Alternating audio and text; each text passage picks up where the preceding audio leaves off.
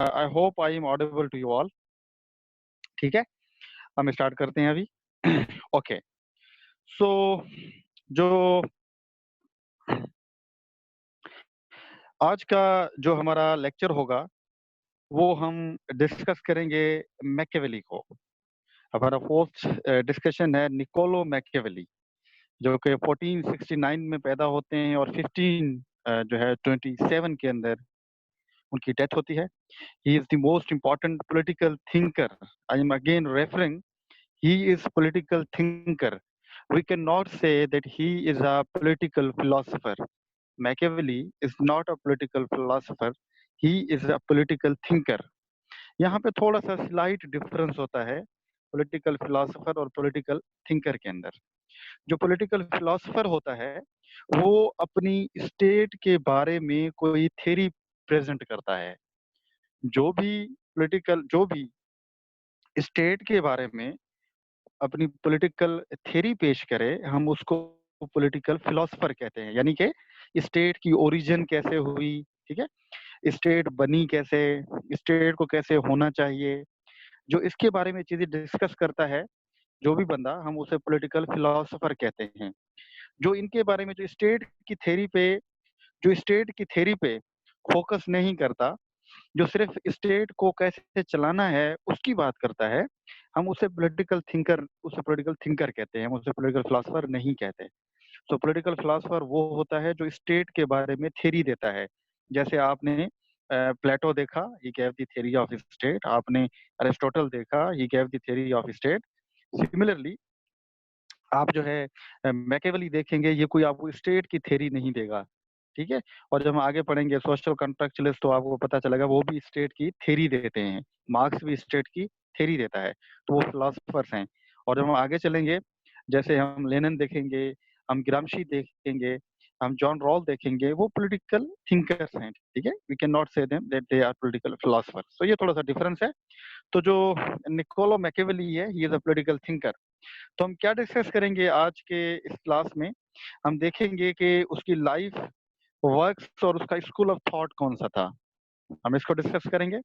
और हम कॉन्टेक्स्ट उसका देखेंगे कि जो इटली था वो 16th सेंचुरी में कैसा था, जब ये अपनी फिलॉसफी दे रहे थे, जब ये इटली में रहते थे, तो इटली कैसा था उस टाइम पे.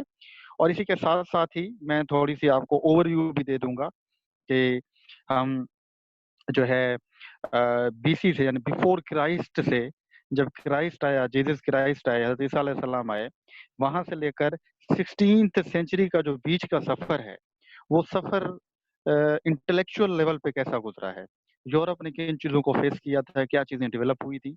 बहुत ही इंपॉर्टेंट टॉपिक, वो डिस्कशन होगी, हम इसको देखेंगे पहले, फिर इसको हम पढ़ेंगे जाके आगे. और हम मैकियावेली में particularly we will discuss the Prince, which is an advice book on state craft. ठीक है, स्टेट क्राफ्ट का मतलब होता है गवर्नेंस. ठीक है, गवर्नेंस यानी गवर्नमेंट. उसके ऊपर एक बुक है जो प्रिंस है, जो उसने एक एडवाइस बुक दिया है कि कैसे हुकूमत करनी चाहिए, हाउ रूलर्स शुड गवर्न. ठीक है, उसके ऊपर बुक है, उसको देखेंगे. फिर हम देखेंगे उसकी बेस क्या है फिलोसफी का. ठीक है, मैकियावेली की फिलोसफी का जो बेस है, हम उसको देखेंगे. और वो देखेंगे कि प्रिजर्वेशन ऑफ स्टेट की उसका क्या कंसेप्ट है, कि स्टेट कैसे इंपॉर्टेंट है, इसको देखेंगे. और फिर हम देखेंगे पावर पॉलिटिक्स का कंसेप्ट उसका, जिसे हम रियल पॉलिटिक्स कहते हैं, या उसकी जो एक्सरसाइजिंग है पावर की, उसकी प्रिजर्वेशन है, उसकी अटेनमेंट है, इसके ऊपर डिस्कस करेंगे कि जो रूलर है या प्रिंस है, वो पावर को कैसे अटेन करे, वो पावर को कैसे यूज करे, और वो कैसे पावर को बचा के रखे, उसको देखेंगे. Because he is also called the apostle of power politics. तो उसको हम देखेंगे, पावर का क्या रोल है इसकी फिलोसफी में. Then we will discuss his view on ethics, morality and religion. उसका रिलीजन, मोरालिटी और एथिक्स के बारे में क्या व्यू है, वो देखेंगे. और lastly we will critically analyse him, और उसकी जो प्रेजेंट डे रेलेवेंस है, हम उसको डिस्कस करेंगे कि वो क्या है इसके अंदर. तो ये आज का हमारा एजेंडा है, ये आज की हमारा डिस्कशन का टॉपिक है, जिसको हम देखेंगे. सो हम स्टार्ट करते हैं अपने टॉपिक को अभी. ओके, सो अभी हम कर रहे हैं कि Europe from Jesus Christ to Renaissance, यानी कि 15th सेंचुरी में जब यूरोप पहुंचा, तो उससे पहले क्या चीजें हो रही थी। और हमने देखा कि हम बिफोर क्राइस्ट में थे, जब हमने ग्रीक सिटी स्टेट्स को पढ़ा, जब हमने एरिस्टोटल को पढ़ा, जब हमने प्लेटो को पढ़ा, तो हम वहाँ कहाँ थे, बिफोर क्राइस्ट की बात कर रहे थे। But with the passage of time gradually जो है बिफोर क्राइस्ट से यूरोप ट्रांसफॉर्म होके जो है एडी के अंदर आता है, यानी हज़रत ईसा अलैहिस्सलाम के जो बात की बात होती है उसके अंदर आता है। और यहाँ पे जो एंट्री होती है वो जीसस क्राइस्ट की होती है, which is the most important development Europe के अंदर। कि जो पहले, इसको थोड़ा गौर से सुने आप, जो पहले छोटी छोटी सिटी स्टेट्स थी यूरोप के अंदर, और वो सिटी स्टेट्स आपको हर जगह पे मिलती हैं पूरे यूरोप में, ग्रीस में थी, सब जगह पे। But with the passage of time क्या हुआ कि उन सिटी स्टेट को अपने कंट्रोल में कर लिया रोमन एम्पायर ने। क्योंकि रोमन्स जो थे उन्होंने चीजें ज्यादा डेवलप की थी। रोमन्स जो थे वो, आपको मजे की बात बताऊं, यूरोप रोमन्स जो थे वो ग्रीस के बाद, यानी ग्रीक्स के बाद जिन्होंने पॉलिटिकल फिलॉसफी के ऊपर या इंटेलेक्ट के ऊपर जिनका सबसे बड़ा कंट्रीब्यूशन है, वो रोमन्स थे उस टाइम पे। तो ग्रीक ने जैसे ही ग्रीक्स का जवाल आया, उस चीज को जो संभाला आके वो रोमन्स ने संभाला आके। और रोमन्स ने भी अपने पॉलिटिकल सिस्टम दिए, रोमन ने भी अपना लॉ दिया एक प्रॉपर, और उनका एक अपना सेटअप होता था। जो चूंकि हमारा टॉपिक नहीं है उसको पढ़ना, तो इसलिए हम उसको नहीं कर रहे, जस्ट मैं बता रहा हूँ आपको। तो इन नटशेल के पूरा यूरोप जो था वो रोमन एम्पायर के अंडर आ गया। और रोमन एक एम्पायर थी, और एम्पायर की खासियत ये होती है कि उसकी कोई भी बाउंड्री नहीं होती। ठीक है, कोई बाउंड्री नहीं होती।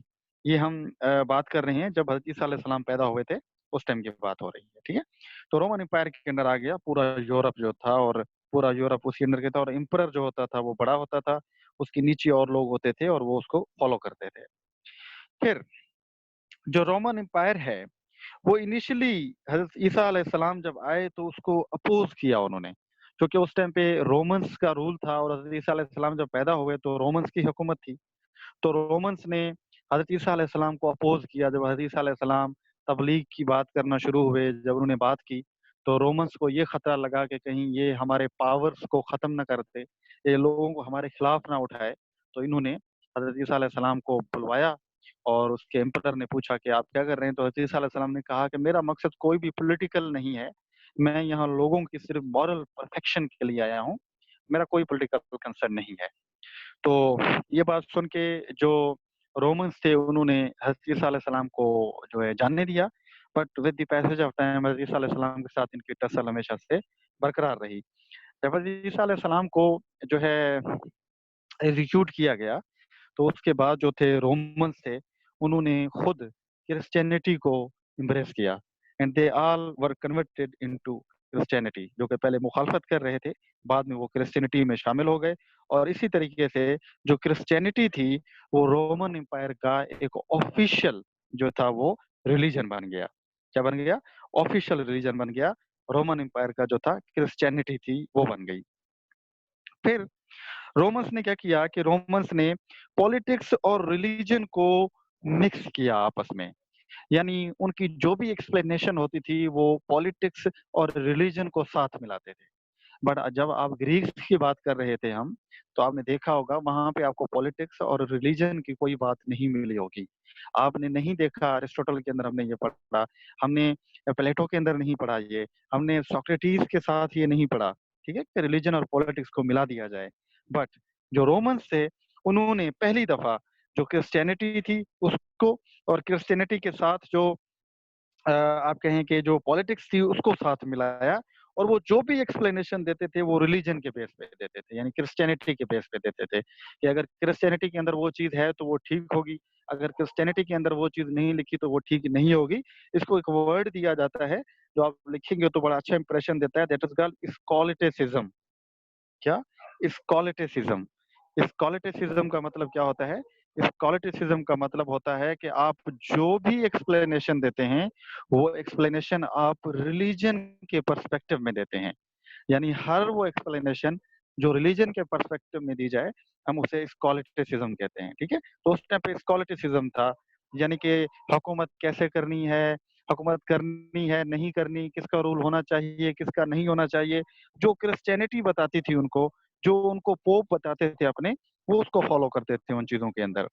फिर with the passage of time जो कैथोलिसिज्म था, वो स्ट्रांग बन गया पॉलिटिकल और रिलीजियस डोमेन्स के अंदर, और उसने पूरे जो स्फीयर ऑफ लाइफ था रोमन एम्पायर के अंदर, उसको जो है वो कंट्रोल कर लिया। यानी कैथोलिक्स जो थे, कैथोलिक्स एक फिरका था जो कंट्रोल कर रहा था पूरी क्रिश्चियनिटी को अपने अंदर। तो उन्होंने क्या कर दिया कि पूरी एवरी स्फीयर ऑफ लाइफ को क्रिश्चियनिटी ने कंट्रोल कर लिया। यानी कि आपने पढ़ना है तो जैसे क्रिश्चियनिटी बताएगी, क्रिश्चियनिटी का मतलब ये था कि उसके जो पोप बैठा हुआ था वहाँ पे, वो जैसे बताएगा उसी तरीके से किया जाएगा। तो इस तरीके से यूरोप अगेन आप देख रहे हैं कि कैसे एक रिलीजन डोमिनेंसी के अंदर आ रहा है, और रिलीजन में भी कैथोलिसिज्म और क्रिश्चियनिटी है उसके अंडर में आ रहा है सारा। और ये इस तरीके से Europe with the passage of time gradually आप देख रहे हैं कि कैसे रिलीजियस जो शेंकल्स है उसके अंदर चलता जा रहा था। देन फिर क्या होता है, फिर यूरोप जो है इसी इन्हीं स्कॉलेटिसिज्म की वजह से, इसी रिलीजन को जातियात के बेस पे यूज करने की वजह से यूरोप जो है it went from it went into dark ages, या जिसे मिडिवल एजेस भी कहते हैं, या जिसे मिडल एजेस भी कहते हैं। उसके अंदर ये यूरोप की तारीख का एक एक ड्यूरेशन है जिसे हम मिडल एजेस कहते हैं या डार्क एजेस, या हम उसे मिडिवल एजेस कहते हैं। वो कौन सी है? वो जो यही जो पहली सदी ईस्वी से लेकर जो 14वीं सदी ईस्वी के दरमियान का टाइम है, ये जो तकरीबन 1400 साल थे या ये 1300 साल थे, इन 1300 साल के जो एजेस हैं इसको डार्क एजेस या इसको मिडिवल एजेस या इसको मिडल एजेस कहा जाता है तारीख में। और उन्हें क्यों कहा जाता है ये? वो इसलिए कहा जाता है कि उस टाइम पे there was no reason but only dogmas. Dogmas कहते हैं जो फेथ होता है, रिलीजन फेथ होता है, हम उसको नाम देते हैं डॉगमा का, ठीक है? तो रीज़न की कोई बात नहीं होती थी। जो भी रीज़न की बात करता, रैशनैलिटी की बात करता, उसको जो है एग्ज़ीक्यूट किया जाता, उसको धमकाया जाता। बल्कि सिर्फ़ जो रिलीजन के अंदर चीज़ें एक्सप्लेनेशन दी जा रही थी, सिर्फ़ वही चीज़ चल रही थी यूरोप में। और इसे इसलिए भी डार्क एजेस या मिडिल एजेस कहा जाता है क्योंकि there was no new knowledge. कोई भी नई नॉलेज का इज़ाफ़ा नहीं हुआ इन 1300 सालों के अंदर, कोई भी नहीं हुआ। यानी आपको नए आइडियाज़ नहीं मिले इस दौर में। आप देखेंगे आपको प्लेटो दे रहा था, अरिस्टोटल दे रहा था, बट उसके बाद एक स्टैग्नेशन आ गई यूरोपियन हिस्ट्री के अंदर, यूरोपियन इंटेलेक्ट के अंदर कि उन्होंने कोई नई नॉलेज प्रोड्यूस नहीं की। बट हम देखेंगे आगे कि कैसे छठी सदी ईस्वी में जब हज़रत अकरम सल्लल्लाहु अलैहि वसल्लम पैदा होते हैं, तो इस्लाम जब पैरेलल चल रहा था रोमन एम्पायर के साथ-साथ, तो इस्लाम में डेवलपमेंट्स हो रही थी। वहाँ पे हमारे काफ़ी सारे फिलॉसफर थे, जो कंट्रीब्यूट कर रहे थे, बट यूरोप के अंदर ऐसा कुछ भी नहीं हो रहा था। और सिमिलरली जो क्रिश्चियनिटी थी या कैथोलिक चर्च था, उसने डोमिनेट किया तकरीबन 15th सेंचुरी तक, क्योंकि उसके डॉगमास चल रहे थे, उसकी वजह से नई नॉलेज नहीं आई, ये सारी चीज़ें हुई।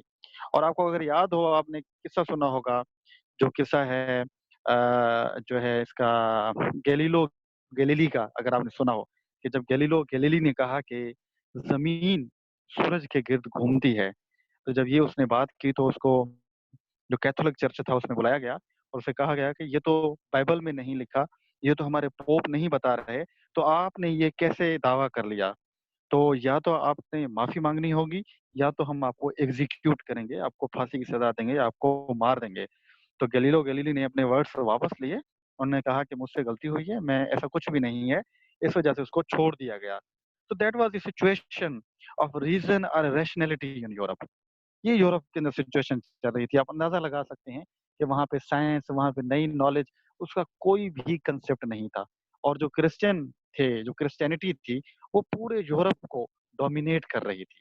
पूरे यूरोप को वो डोमिनेट कर रही थी। ठीक है? 15वीं सदी ईस्वी तक। आई होप यहाँ तक आपको चीज़ें क्लियर हो रही होंगी। फिर क्या होता है? फिर there were certain factors of transformation from middle ages या मिडिवल एजेस। कुछ ऐसी डेवलपमेंट्स हुई उस दौर में, मिडल एजेस में, जिसकी वजह से यूरोप उस मिडिवल एज या उस मिडल एजेस से या डार्क एजेस से निकला, जंप किया उसने और एक नए तारीखी मोड़ पे पहुंचा जाके। और वो डेवलपमेंट्स क्या थी, वो फैक्टर्स कौन थे जिन्होंने निकाला जो है मिडिवल एजेस से या डार्क एजेस से यूरोप को। उसमें जो सबसे पहला था that was the gun powder. Gun powder इजाद हुआ। और गन पाउडर से क्या हुआ कि स्टेट ने शुरू किया कॉलोनीज बनाना और ऑक्यूपेशन करना। जो कि गन पाउडर आया, हथियार बनाना शुरू किए, तो एक स्टेट दूसरी स्टेट के साथ लड़ रही थी और उसे कॉलोनीज बना रही थी, जिसकी वजह से जो नॉलेज की ट्रांसफॉर्मेशन है वो इंक्रीज हो रही थी। तो ये पहला फैक्टर था वहां से निकलने का। दूसरा, प्रिंटिंग प्रेस। जैसे ही प्रिंटिंग प्रेस चाइनीज की तरफ से बनाई गई, तो उसकी वजह से क्या हुआ कि ग्रीक नॉलेज जो था वो दोबारा रिवाइव होने लगा। यानी जो ग्रीक्स ने बुक्स लिखी थी उनको दोबारा ट्रांसलेट करना शुरू हो गए लोग, और वो यूरोप के डिफरेंट जो कॉर्नर्स थे वहां पे पहुंचना शुरू हो गया। क्योंकि प्रिंटिंग प्रेस को ज्यादा जो है क्रिश्चियनिटी या कैथोलिक्स जो चर्च था वो उसको कंट्रोल नहीं कर पा रहा था, कर भी पा रहा था, बट जो ग्रीक नॉलेज थी उन्होंने with the passage of time दुनिया के डिफरेंट एरियाज में जाना शुरू किया। और जो मेन टारगेटेड था वो अगेन इटली था। ठीक है, इटली की तरफ ज्यादा। तो ये प्रिंटिंग प्रेस ने भी बड़ा रोल प्ले किया। फिर जो है कंपस। कंपस का जो जो इन्वेंशन थी वो बड़ी इंपॉर्टेंट थी मिडिल एजेस से निकलवाने के लिए यूरोप को। वो क्यों थी? वो इसलिए थी कि कंपस बनने से जो था ट्रेवल की हिस्ट्री के अंदर एक इनकलाब आया। कि फिर वहां पे जो लोग थे जो ट्रेवल करते थे वो कंपस की मदद से उन्होंने अपने एक नए रास्ते दरियाफ्त किए और एक न्यू वर्ल्ड को दरियाफ्त किया जाके, जिसको आप आज अमेरिका कहते हैं। अमेरिका को एक न्यू वर्ल्ड कहा जाता है, एक नई कॉलोनी कहा जाता है जो कि कंपस की वजह से बनाई गई। और ये तकरीबन 12 समथिंग के अंदर आपने देखा होगा जब क्रिस्टोफर कोलंबस स्पेन से और पुर्तगाल से गया था अमेरिका को, जिसने दरियाफ्त किया जाके। तो वहां से ये। और लास्टली जो फैक्टर था वो पॉपुलेशन ग्रोथ थी। जैसे पॉपुलेशन की ग्रोथ हो रही थी तो उनकी डिमांड्स भी बढ़ रही थी, और डिमांड्स बढ़ने से चीजें प्रोड्यूस करने की भी ज्यादा जरूरत पड़ी। तो ये वो फैक्टर से, जिस फैक्टर से यूरोप जो था वो मिडिवल एजेस या जो था डार्क एजेस था उससे वो जंप करता है। और जंप करके कहाँ पहुंचता है Europe? This is very important, very interesting. Europe पहुंचता है जाके रेनेसां के अंदर। रेनेसां, जैसे उर्दू में कहते हैं निशाते Sania.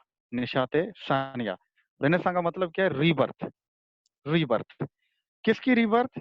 Rebirth of Greek knowledge during 14th and 15th century. यानी कि 14वीं और 15वीं सदी के अंदर रीबर्थ हुई ग्रीक नॉलेज की उन्हीं फैक्टर्स की वजह से जो हमने पीछे पड़े हैं।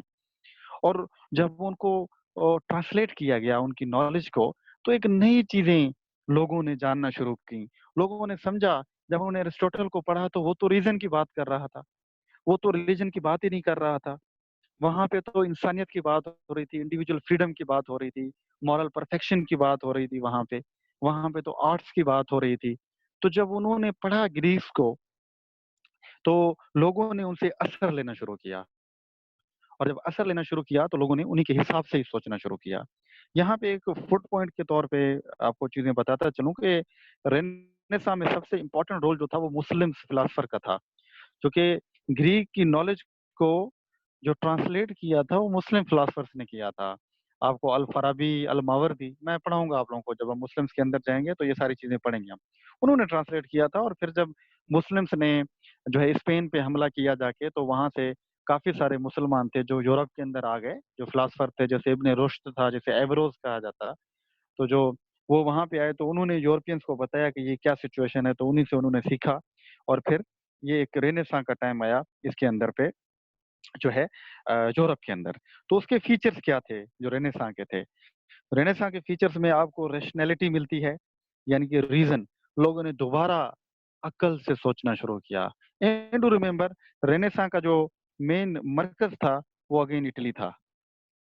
इटली, इटली के अंदर ये रेनेसां आया था। ठीक है, वहां पे स्टार्टिंग हुई थी। तो रीजन आया, लोगों ने अकल से सोचना शुरू किया, रीजन को यूज किया करना शुरू किया लोगों ने। जो पहले डोगमास चल रहे थे उनको लोगों ने डिवोर्स दिया, यानी तलाक दे दी। जो पहले डॉगमास थे, फेथ थे, लोगों ने अकल से सोचना शुरू किया। एम्पिरिसिज्म जिसे हम कहते हैं, उसको यूज़ किया कि भाई जो अकल में चीज़ आ रही है वो ठीक है, जो नहीं आ रही वो नहीं है। पर क्रिश्चियनिटी तो फेथ पे बिलीव कर रही थी, वो तो अकल की बात ही नहीं कर रही थी। एंड दे सेक्युलरिज्म का एक जो है आपको मिलता है, एक नया कॉन्सेप्ट मिलता है। और सेक्युलरिज्म का मतलब क्या था कि religion and politics should be treated separately. उन्होंने कहा कि रिलीजन और पॉलिटिक्स सेपरेट होने चाहिए और साथ नहीं होने चाहिए। उनका साथ होने का कोई तो को बनते ही नहीं है। रिलीजन का अपना काम है, पॉलिटिक्स का अपना काम है, दोनों नहीं मिक्स होने चाहिए। और आपने देखा कि मेडिवल के अंदर दोनों मिक्स थे और क्रिश्चियंस ने ही उनको आके मिक्स किया था। देन ह्यूमनिज्म की बात की गई, इंसानियत की बात की गई। वहां पे इंसानियत का मतलब ये था कि empathy, patience and individual freedom, individual liberty की बात की गई वहां पे इसी रेनेसां के दरमियान। बट आपने पहले जब मेडिवल के अंदर देखते हैं तो वहां पे इंडिविजुअल फ्रीडम का कोई कंसेप्ट नहीं था। चर्च जो करता था, जैसे करता था, चर्च की मर्जी होती थी। आर्ट को लोगों ने करना शुरू किया। लोगों ने डिफरेंट आर्टिस्ट पैदा हुए जिन्होंने स्कल्पचर्स बनाए, जिसने पेंटिंग्स बनाई। अगर आपने सुनी होगी जो लियोनार्डो डिवेंची की आप एक मोनालिसा की पिक्चर देखते हैं, ये रेनेसां दौर की पिक्चर है मोनालिसा की। माइकल एंजेलो की आप पेंटिंग्स अगर सर्च करेंगे तो ये उसी दौर का है। यानी कि इन्होंने अपने आर्ट के साथ, स्कल्पचर्स के साथ जो है अ, इन्होंने बनाना शुरू किया और अपना प्रोटेस्ट करना शुरू किया कि हमें क्या चीज़ चाहिए, क्या चीज़ नहीं चाहिए। तो ये उस टाइम के थे। और इकोनॉमी डेवलप हुई यूरोप के अंदर, कैपिटलिज्म की इमर्जेंस हुई यूरोप में पहली दफा कि वहाँ पे इकोनॉमिक सिचुएशंस बेहतर होना शुरू हुई नए नॉलेज की वजह से। इस कैपिटलिज्म को हम पढ़ेंगे आगे बड़े डिटेल से जब हमारी आइडियोलॉजीज के अंदर आएंगे। तो ये सिचुएशन थी और ये सारी सिचुएशन इटली में हो रही थी। इटली इसी रेनेसां का मरकज था। तो ये कुछ कॉन्सेप्ट है जो आपको देना लाजमी थे ताकि आप लोगों को एक आइडिया हो जाए कि क्या सिचुएशन चल रही थी उस टाइम पे, जो थी इटली के अंदर या यूरोप के अंदर पूरे के अंदर। तो आई होप यहाँ तक चीजें क्लियर हो गई होंगी रेनेसां के अंदर। और अभी हम इसी रेनेसां के अंदर 14th-15th सेंचुरी में इटली में क्या हो रहा था, इटली में इसका इन्फ्लुएंस क्या था, क्या सिचुएशन थी, अभी हम उसको पढ़ेंगे।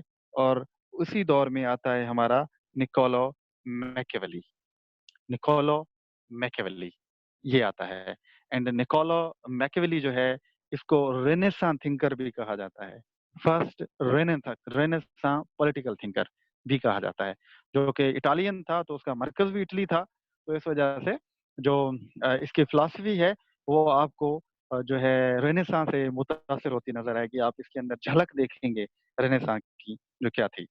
सो अभी हम देखते हैं उसके लाइफ वर्क्स और कॉन्टेक्स्ट और उसकी अप्रोच को डिस्कस करते हैं निकोलो मैकियावेली के बारे में। So he was born in Florence, जो कि इटली का शहर था, उसमें ये पैदा हुआ। और उस टाइम पे इटली भी ग्रीस की तरह डिफरेंट सिटी स्टेट्स के अंदर डिवाइडेड था। अभी भी ये स्टेट्स एग्जिस्ट करती हैं, जैसे मिलान था, निपिल्स था, फ्लोरेंस था, वेनिस था, और आपको वेटिकन नजर आएगा वो था। ये सारे सिटी स्टेट्स से जो उस टाइम पे इटली के अंदर एग्जिस्ट करते थे। And all states under pope and fought each other. और ये सारी जो छोटी छोटी सिटी स्टेट्स थी, इन पे जो आप कहें अंडर थे, ये पोप के थे। क्योंकि पोप पेपेसी जो थी वो बहुत ज्यादा स्ट्रांग थी वहां पे। आल दो रेनेसा आने की वजह से उसकी जो जड़ें थी वो कमजोर जरूर हुई थी, बट मुकम्मल तौर पे जो है क्रिश्चियनिटी को खत्म नहीं किया गया था, क्योंकि ये स्टार्टिंग का दौर था। ये भी मैं आपको पढ़ाऊंगा, मे भी हम कल डिस्कस करेंगे कैसे जो है रेफॉर्मेशन मूवमेंट आती है और जो कैथोलिक चर्च होता है उसको जो यूरोप से निकाल के फेंक दिया जाता है प्रोटेस्टेंट्स की वजह से, किंग मार्टिन लूथर की वजह से। तो पोप के अंडर थी छोटी छोटी स्टेट्स थी ये, और ये आपस में लड़ती रहती थी हमेशा। They fought each other. और इसी का फायदा दूसरी स्टेट्स भी लेती थी, जैसे फ्रेंच, स्पेन और ब्रिटेन था, वो भी इटली के अंदर आके इंटरफेरेंस करते थे और उन दोनों को लड़ाते रहते थे या अपनी मर्जी के लोगों को बिठा के हुकूमतें करते रहते थे। एंड इटली जो था, it lacked unity, stability and face chaos, violence and anarchy.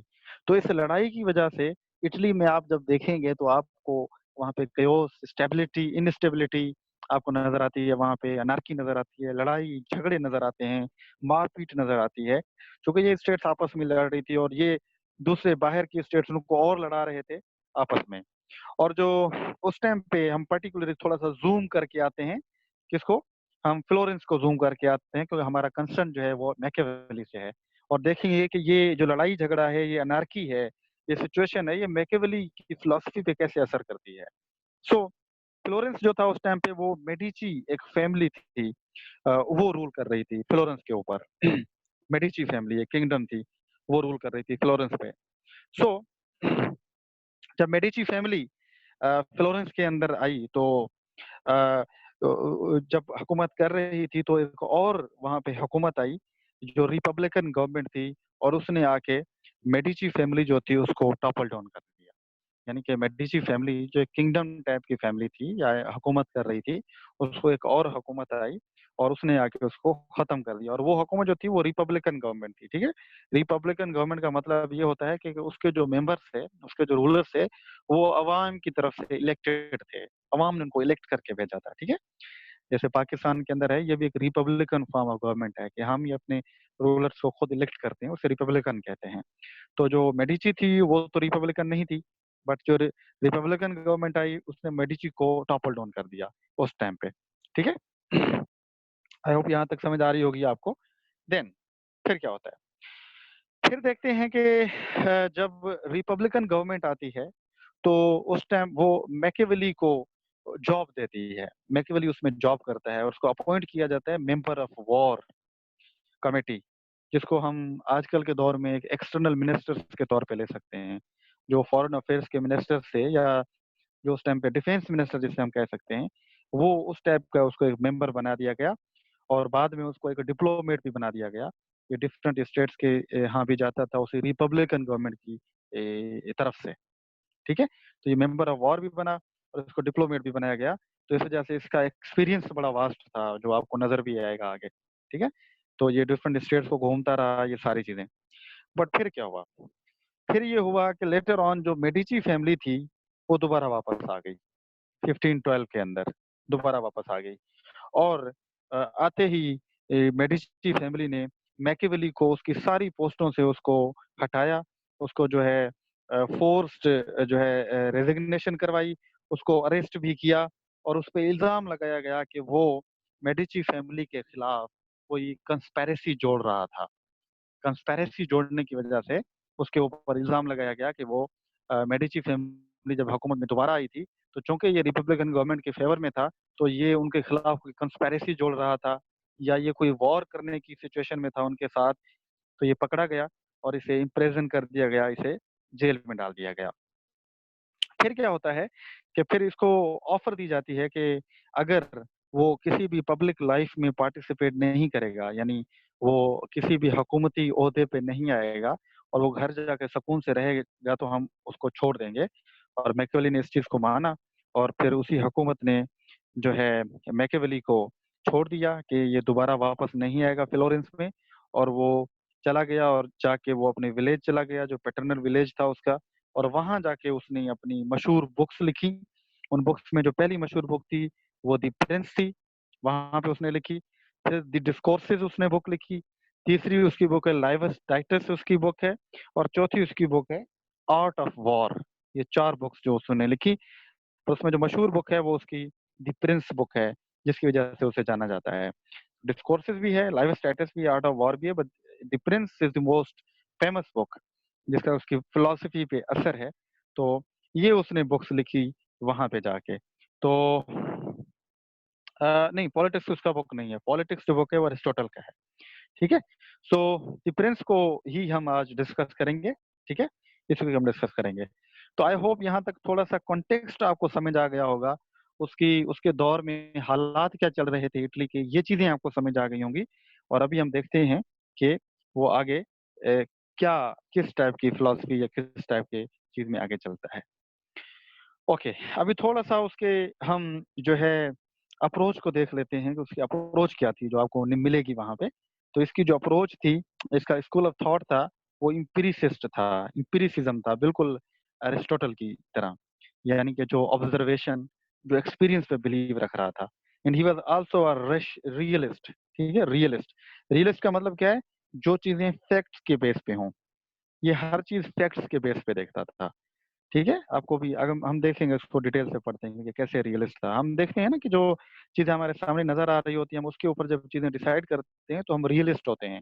यानी रियलिस्ट कभी भी प्रिज्यूम नहीं करता कि कल क्या होगा, परसों क्या होगा, तरसों क्या होगा। नो, रियलिस्ट ये देखता है भाई अभी क्या हो रहा है। चीजों को वो कहते हैं वैसे देखो जैसे चीजें हैं, उनमें कोई भी एग्जेजरेशन करने की जरूरत नहीं है। हमने मरना है तो हमने मरना है, ये बंदा मर रहा है तो ये मर रहा है, सिंपल सी बात है। इसमें ये रियलिस्ट नहीं कहता कि ये कल मरेगा, परसों मरेगा, ना मरे, ये नहीं। वो तो मरा हुआ है तो मरा हुआ है। यानी कि चीजें फैक्ट्स के बेसिस पे देखते हैं हमेशा। ओके, सो जो फिलोसफी एम्पिरिसिस्ट, तो ये उसका मेथड था, और इस मेथड को आप देखेंगे बड़े गौर से वो कैसे इसको यूज करता है। ठीक है, ओके। तो अभी हम आते हैं दी प्रिंस के ऊपर, जो उसकी फेमस बुक है, इसके ऊपर आते हैं। ठीक है, तो ये क्या डिस्कस करता है दी प्रिंस के अंदर। और डू रिमेम्बर, जो ये प्रिंस बुक है, ये बुक जो है ये एक एडवाइजरी बुक है। ठीक है, ये याद रखिएगा। और ये जो प्रिंस बुक है ये एक स्टेट क्राफ्ट के ऊपर बुक है। यानी कि हुकूमत कैसे करनी चाहिए, कैसे हुकूमत होनी चाहिए, एक प्रिंस को कैसा होना चाहिए, हुक्मरान को कैसा होना चाहिए, ये उसके ऊपर बुक है। तो उस बुक को वो स्टार्टिंग जब करता है, तो ये छोटी सी बुक है उसकी, इतनी ज्यादा नहीं है। आई थिंक कोई 100 पेजेस के ऊपर है अकेला ये बुक है। ठीक है, तो ये प्रिंस बुक, उसके अंदर वो स्टार्ट करता है अपनी प्रिंस के अंदर वो कहता है कि there are different types of state. वो कहता है कि सोसाइटी के अंदर डिफरेंट टाइप की स्टेट्स होती हैं, और वो उन सारी स्टेट्स को डिवाइड करता है दो के अंदर। वो कहता है कि दो स्टेट्स होती हैं सोसाइटी के अंदर, अमूमन अगर कैटेगराइज करें तो। वो कहता है एक होती है रिपब्लिक, ठीक है, एक होती है रिपब्लिक, जो है गवर्नमेंट होती है, स्टेट होती है। उसकी खासियत ये होती है कि उसमें पॉपुलर रूल होता है। पॉपुलर रूल का मतलब ये होता है कि वहाँ का जो हुक्मरान होता है, जो लीडर होता है, वो अवाम की मर्जी से आया हुआ होता है, वो पॉपुलर डिसीजन से आया होता है। जैसे हमारे डेमोक्रेसीज के अंदर चल रहा है, उसके अंदर हुक्मरान क्या आते हैं, पॉपुलर रूल के जरिए आते हैं।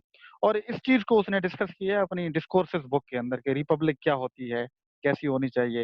ये उसने डिस्कोर्सेस बुक के अंदर सारा उसको डिस्कस किया। तो ये हमारा कंसर्न नहीं है इस चीज को देखना, बट आपको ये पता होना चाहिए। जो बुक की स्टार्टिंग करता है दी प्रिंस से कि दो टाइप्स की बेसिकली स्टेट्स होती हैं। एक रिपब्लिक होती है, जिसको जिसमें पॉपुलर रूल होता है, और उसको डिस्कोर्सेस में उसने उसको डिस्कस किया है। ये हमारा कंसर्न नहीं है। तो दूसरी टाइप होती है स्टेट की, वो कहते हैं उसे, वो नाम देते हैं प्रिंसिपलिटीज का। किसका? प्रिंसिपलिटीज का। ये दूसरी टाइप की बुक होती है। तो प्रिंसिपलिटीज बुक, जो स्टेट्स होती हैं, वो कहते हैं वो दो हिस्सों में डिवाइडेड होती हैं। प्रिंसिपलिटीज के दो टाइप्स होती हैं स्टेट्स के। एक प्रिंसिपलिटीज में स्टेट आती है जो कि हेरेडिटरी होती है, या जिसे मोनार्की कहा जाता है। क्या कहा जाता है? मोनार्की कहा जाता है, या जो हेरिडिटरी स्टेट होती है, ठीक है, वो होती है। वो कहते हैं उसमें रूल करना इतना मुश्किल नहीं है, वो उसमें इजी रूल हो जाता है। उसमें जो मोनार्क होता है, किंग होता है, क्योंकि वो हेरिडिटरी होता है, वो अपनी नस्ल दर नस्ल आता रहता है, तो लोग उसे जानते हैं, वो लोगों को जानता होता है, तो उसके लिए लोगों को संभालना कोई बड़ा मुश्किल काम नहीं होता। तो वो इजिली मैनेज हो जाती है, उसमें कोई इशू नहीं होता है। जो हेरिडिटरी होती है, मोनार्की होती है, ये प्रिंसिपलिटीज के अंदर बताता है ये स्टेट। वो कहता है इसी प्रिंसिपलिटीज के अंदर एक दूसरी स्टेट होती है, कुछ स्टेट्स होती हैं, वो होती हैं न्यूली अक्वायर्ड स्टेट्स। क्या? Newly acquired states. Newly acquired state जो नई नई अक्वायर की गई होती हैं, यानी नए नए ऑक्यूपाई किया गया होता है, कहते हैं वो स्टेट्स बड़ी इंपॉर्टेंट होती हैं। और ये जो बुक लिखी इसने दी प्रिंस ने, वो इन्हीं स्टेट के प्रिंस के लिए उसने लिखी थी। इसी स्टेट के प्रिंस के लिए उसने लिखी कि जब कोई भी प्रिंस एक नई स्टेट को अक्वायर करता है तो उसको कैसा होना चाहिए। तो इसने जो एडवाइस दी थी वो उसी प्रिंस को दी थी कि जब कोई प्रिंस नई स्टेट को अक्वायर करता है तो वो वहां पे अपना पावर कैसे मेंटेन करे, उस स्टेट की को वो कैसे प्रिजर्व करेगा, जो न्यूली अक्वायर्ड स्टेट होगी। ये सारी जो दी प्रिंस है, ये इसी के ऊपर बेस करती है। ये इसी के ऊपर बेस करती है। ठीक है, न्यूली अक्वायर्ड स्टेट, या जो उसके अंदर जो एडवाइस देता है वो प्रिंस को कि वो अपने पावर को कैसे मेंटेन करेगा, कैसे यूज करेगा, कैसे एक्सरसाइज करेगा, ये इसके ऊपर सारी उसकी बुक है। जो दी प्रिंस है ये इसको सजेशन दे रहा है इन सारी स्टेट में, इनको भी छोड़ के और इनको भी छोड़ के। वो होते हैं, इनको बड़ा मसला नहीं होता, मसला होता है न्यूली अक्वायर्ड का जो प्रिंस होता है उसको। और इसको आप रिलेट कर सकते हैं किसके साथ? मेडिची फैमिली को खत्म करने के बाद जो रिपब्लिकन गवर्नमेंट आई थी वहाँ पे, तो वहाँ पे वो कंट्रोल नहीं कर पाई सही तरीके से, तो शायद ये बुक वो उस एक्सपीरियंस के बेस पे लिख रहा हो, ठीक है? तो ये उसने इनिशिएट किया थी प्रिंस को, पहले तो स्टेट्स को डिवाइड करके, और आप लोगों को समझ आ गई होगी कि वो किसकी बात कर रहा है, न्यूली एक्वायर्ड स्टेट की बात कर रहा है, और उसके प्रिंस को ये सजेशन दे रहा है, और किसी को नहीं दे रहा, रिपब्लिक को भी नहीं दे रहा, वो हेरिडिटरी किंग्स को भी नहीं दे रहा, सिर्फ इसको दे रहा है, ठीक है? तो अभी हम देखेंगे कि वो फिर कैसे देता है, वो क्या एडवाइसेस देता है, उसके पीछे क्या लॉजिक होती है, हम अभी उसको डिस्कस करेंगे। सो ये उस एडवाइसेस को जो एडवाइस दे रहा है कि कैसे उस किंग को रहना चाहिए, कैसे उस किंग को होना चाहिए, कैसे प्रिजर्व करता है, तो वो एक असम्पशन लेता है अपनी थॉट का, और उस असम्पशन को ह्यूमन नेचर कहा जाता है, ठीक है? Human nature, human nature, human nature को सबसे पहले एक अपना बेस बनाता है, ठीक है? तो वो कहता है, क्योंकि ही वाज अ रियलिस्ट, तो वो कहता है अगर ह्यूमन नेचर को देखा जाए, तो वो कहता है कि human is fundamentally, human nature is bad, it is egoistic, it is selfish, it is aggressive. वो कहता है ह्यूमन जो होता है वो एग्रेसिव होता है, वो इगोइस्टिक होता है, वो सेल्फिश होता है, वो बैड होता है, खराब होता है। वो कहते हैं आपने इस चीज को जरूर मद्देनजर रखना है उस प्रिंस ने, जब वो न्यूली एक्वायर्ड स्टेट पे अपनी पावर को मेंटेन करना चाहता है या अपनी स्टेट को बचाना चाहता है, तो ही मस्ट नो कि human nature is bad, he is egoistic, he is selfish, he is aggressive. तो कहते हैं इस चीज को जरूर उसने मद्देनजर रखना है, जब इसको मद्देनजर रखेगा तभी वो अपने पावर को प्रिजर्व कर पाएगा। तो फिर in in this sense he basically presents a pessimistic view of human nature, human nature को एक पेसिमिस्टिक व्यू से देख रहा है। वो कहता है कि ह्यूमन नेचर अच्छी नहीं है, उसको देख रहा है। एंड सिमिलरली, और इसी के बेस पे ही वो जो अपना जो पूरा असम्पशन है, वो जो अपना जो पूरी थ्योरी है या पूरी अपनी थॉट है, वो इसी के बेस पे ही वो अपनी बिल्ड करेगा अभी। और उसके माइंड में ये है अभी कि जो ह्यूमन नेचर है वो खराब है, वो अच्छी नहीं है, वो सेल्फिश है वो। तो वो कहता है कि प्रिंस को भी फिर उसी हिसाब से अपनी चीजों को मैनेज करना है, उसी हिसाब से अपनी चीजों को चलाना है, अकॉर्डिंग टू मैकियावेली। तो आई आई होप आपका जो ह्यूमन नेचर का उसका कॉन्सेप्ट क्या है, ये आपको क्लियर हो गया होगा। ये मजीद आगे क्लियर हो जाता है सारा, आप इसको देखेंगे, this is very interesting. I hope आपका कोई क्वेश्चन ही यहाँ पे नहीं बचेगा, इसको हम बड़े इंटरेस्टिंग वे से इसको हम जो है डिस्कस करेंगे। सो कम ऑन, ह्यूमन नेचर, क्योंकि वो अपनी सारी फिलॉसफी ह्यूमन नेचर पे दे रहा है, तो वो कहता है कि ह्यूमन नेचर जो कि बैड है, वो खराब है। तो वो कहता है कि ह्यूमन नेचर की बैड नेचर की वजह से, उसकी खराब नेचर की वजह से दो किस्म के इश्यूज आते हैं सोसाइटी में, ह्यूमन नेचर की खराब की वजह से दो इश्यूज आते हैं। जो पहला इशू आता है वो कहता है वो है कन्फ्लिक्ट, के कन्फ्लिक्ट क्रिएट होता है क्योंकि ह्यूमन इगोइस्टिक है, वो सेल्फिश है, वो कनिंग है, वो एग्रेसिव है। तो एक बंदे का इंटरेस्ट दूसरे ह्यूमन के इंटरेस्ट से क्लेश कर जाता है, तो जब क्लेश करता है तो ऑब्वियसली कन्फ्लिक्ट तो होगा, तो कन्फ्लिक्ट होता है। दूसरा क्या होता है, वो कहता है कंपटीशन क्रिएट होता है लोगों के अंदर, सोसाइटी में, इसी इस सेल्फिश ह्यूमन नेचर की वजह से, इसी पेसिमिस्टिक ह्यूमन नेचर की वजह से लोगों में कंपटीशन होता है, क्योंकि वहां पे लोगों को पता होता है कि उनका इंटरेस्ट जो है वही सब कुछ है। तो एक बंदा अपना इंटरेस्ट के लिए कोशिश करेगा, दूसरा अपने के लिए करेगा, तो कंपटीशन होगा, और जब कंपटीशन होगा तो ऑब्वियसली कन्फ्लिक्ट भी होगा सोसाइटी में। तो वो कहता है कि इस ह्यूमन नेचर की वजह से जब कन्फ्लिक्ट और जब कंपटीशन होगा, तो जो सोसाइटी की सिक्योरिटी है वो रिस्क पे आ जाएगी, उसको रिस्क हो जाएगा, क्योंकि लोग आपस में कंपटीशन पे लगे होंगे, कन्फ्लिक्ट में लगे होंगे, तो सोसाइटी में सिक्योरिटी रिस्क होगा। सिक्योरिटी का तो वहीं कोई सिचुएशन ही नहीं होगी, तो लोग तो आपस में लड़ रहे हैं, मार रहे हैं, धाड़ रहे हैं, ये सारी चीजें हो रही हैं। तो क्या होगा, फिर सोसाइटी में अनार्की आ जाएगी। क्या आ जाएगी सोसाइटी में? अनार्की आ जाएगी।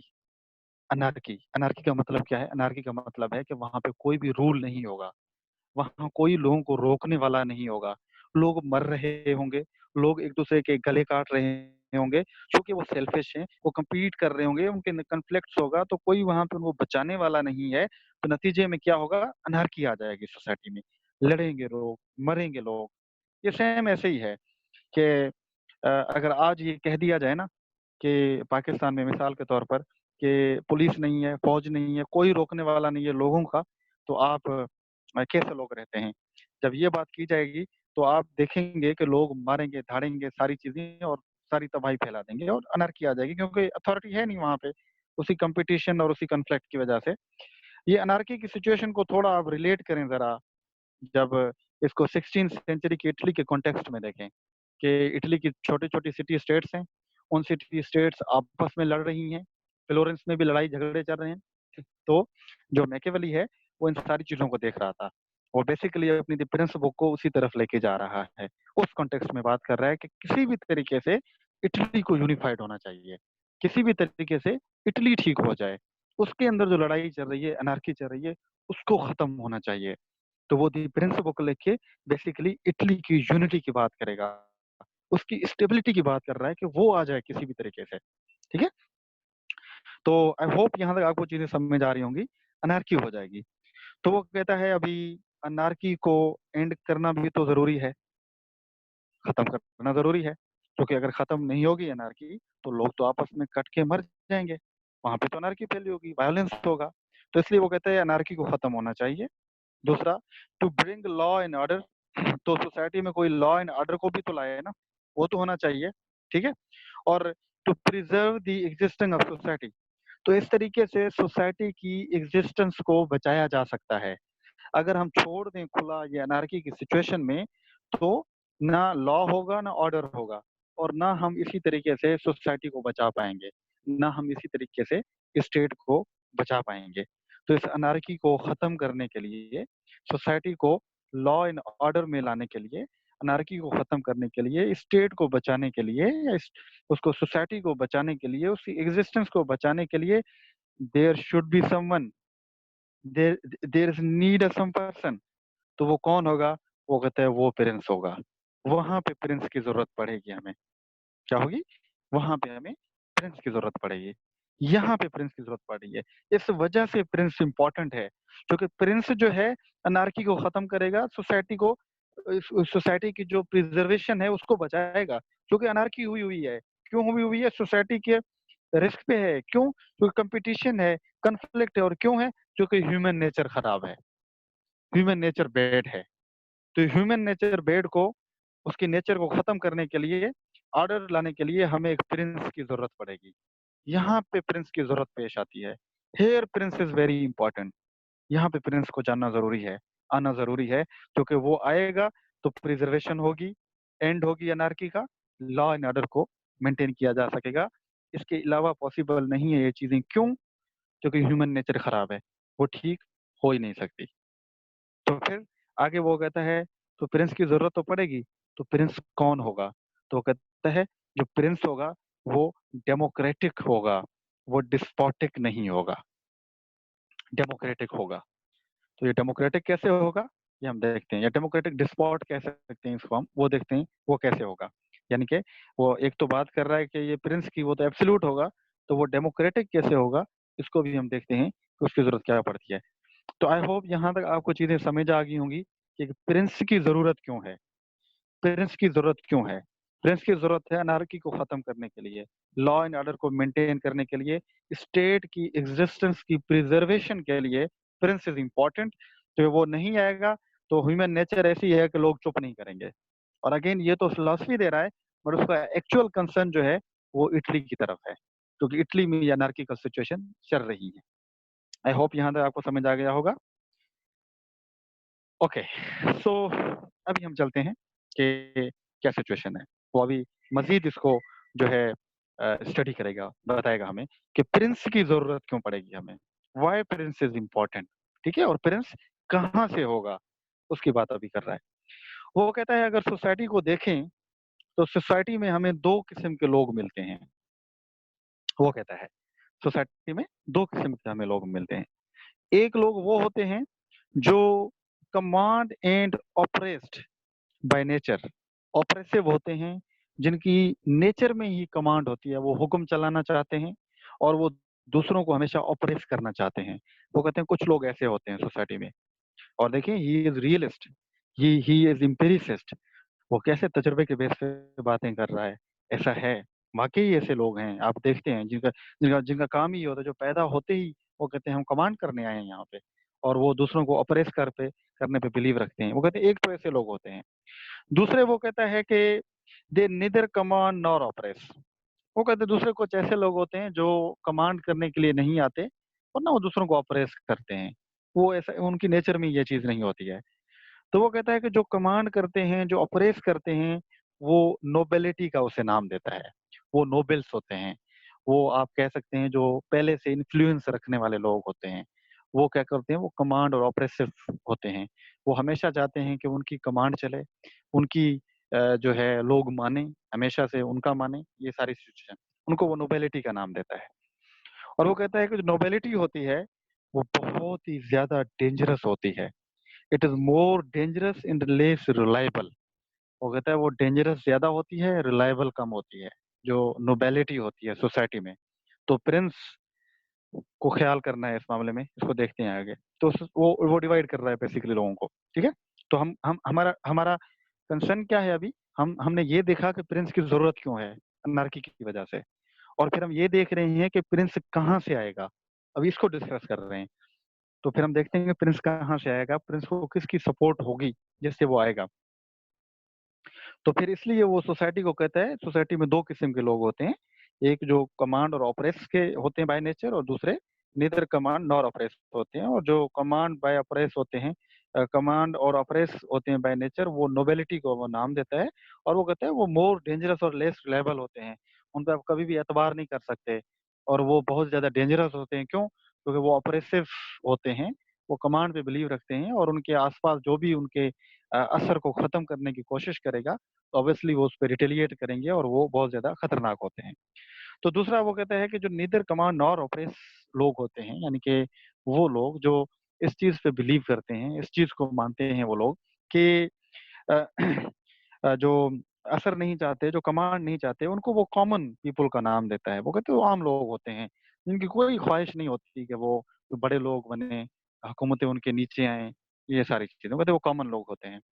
और जो कॉमन लोग होते हैं वो कहते हैं they are less dangerous and more reliable. वो कहते हैं जो कॉमन लोग होते हैं ना, जो गरीब लोग होते हैं, जो आम लोग होते हैं, वो डेंजरस कम होते हैं, और उन पे आप रिलाय ज्यादा कर सकते हैं। देखिए कितनी फैक्चुअल बात है एक किस्म से, कि गरीबों से आपको क्या नुकसान होगा? आपको तो नुकसान उन्हीं चीजों से होगा ना जो आपके बराबर खड़े होंगे, उन्हीं से नुकसान होगा ज्यादा। गरीबों से तो नुकसान नहीं होगा, जो आम बंदा हो जिसके पास है ही नहीं कुछ। तो कहते हैं वो ज्यादा रिलायबल होता है, वो ज्यादा मोर रिलायबल होता है। तो इस वजह से प्रिंस जो है, उसका जो पावर का बेस हो, वो कॉमन पीपल होना चाहिए। कौन होना चाहिए? कॉमन पीपल होना चाहिए। वो नोबेलिटी के ना होना चाहिए। नोबेलिटी से वो नहीं आए। नोबेलिटी से आएगा तो उसे हमेशा से खतरा रहेगा। अगर वो अपनी बेस, अपनी जो पावर की बेस है, अगर वो रखता है नोबेलिटी के बेसिस पे, मिसाल के तौर पर ऐसे है कि अगर प्रिंस को सिलेक्ट या इलेक्ट करते हैं नोबेलिटी के लोग, तो कहता है वो बहुत ही खतरनाक होगी प्रिंस के लिए, क्योंकि ये लोग जो हैं, ये मोर डेंजरस और लेस रिलायबल हैं, इस पे रिलाय नहीं किया जा सकता। बट अगर उसने आना भी है पावर में, तो वो अपनी बेस जो बनाएगा, वो बनाएगा कॉमन पीपल को। और क्यों कॉमन पीपल को बनाएगा? क्योंकि वो लेस डेंजरस और मोर रिलायबल हैं। आप उन पर रिलाय ज्यादा कर सकते हैं, और वो आपको खतरा कम पहुंचा सकते हैं। ठीक है, ऐसा नहीं कि खतरा बिल्कुल नहीं पहुंचा सकते, पहुंचा सकते हैं, बट वो एज कम्पेयर टू नोबेलिटी के वो कम होते हैं। इस वजह से जो द प्रिंस है, वो कॉमन पीपल से आएगा।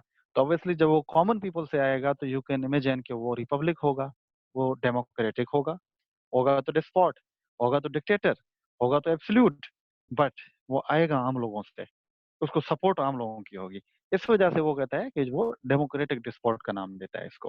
ठीक है, अब यहाँ तक हमने देखा कि प्रिंस की जरूरत क्यों थी, और फिर हमने देखा कि प्रिंस के पावर का बेस क्या था। ठीक है, प्रिंस के पावर का बेस क्या होना चाहिए, वो कॉमन लोग होने चाहिए उसके। ठीक है, और उस पर एतबार नहीं करना चाहिए उसे। अभी हमने देखा कि प्रिंस आ गया है, प्रिंस बन गया है एक किस्म का। ठीक है, ओके। सो अभी हम देखते हैं कि प्रिंस के फंक्शंस एंड ड्यूटीज क्या होनी चाहिए। ठीक है, फंक्शंस और ड्यूटीज क्या होनी चाहिए। वो कहता है प्रिंस का फंक्शन और ड्यूटी ये है कि भाई केयर करे लोगों की, आवाम की, वो उनकी लाइफ और प्रॉपर्टी को प्रोटेक्ट करेगा, वो अपनी लैंड से प्यार करेगा, वो ऑर्डर और स्टेबिलिटी को मेंटेन करेगा, जो प्रिंस होगा। बट ये तो सारे सेकेंडरी काम है। वो कहता है कि प्राइमरी काम प्रिंस का कोई और है। और वो प्राइमरी काम क्या है, फंक्शन क्या है?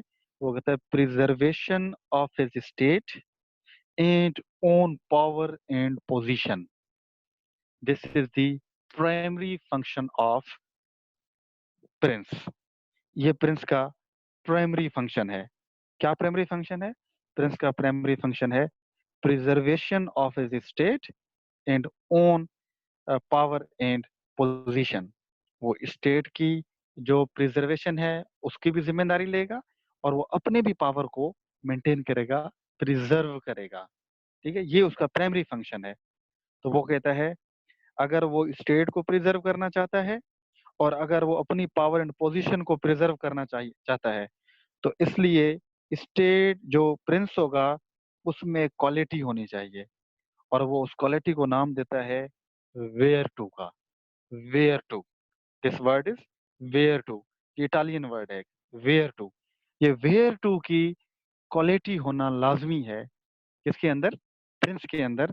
अगर वो अपनी स्टेट को प्रिजर्व करना चाहता है, अगर वो अपनी पावर और पोजीशन को प्रिजर्व करना चाहता है, तो वेयर टू की क्वालिटी होना लाजमी है।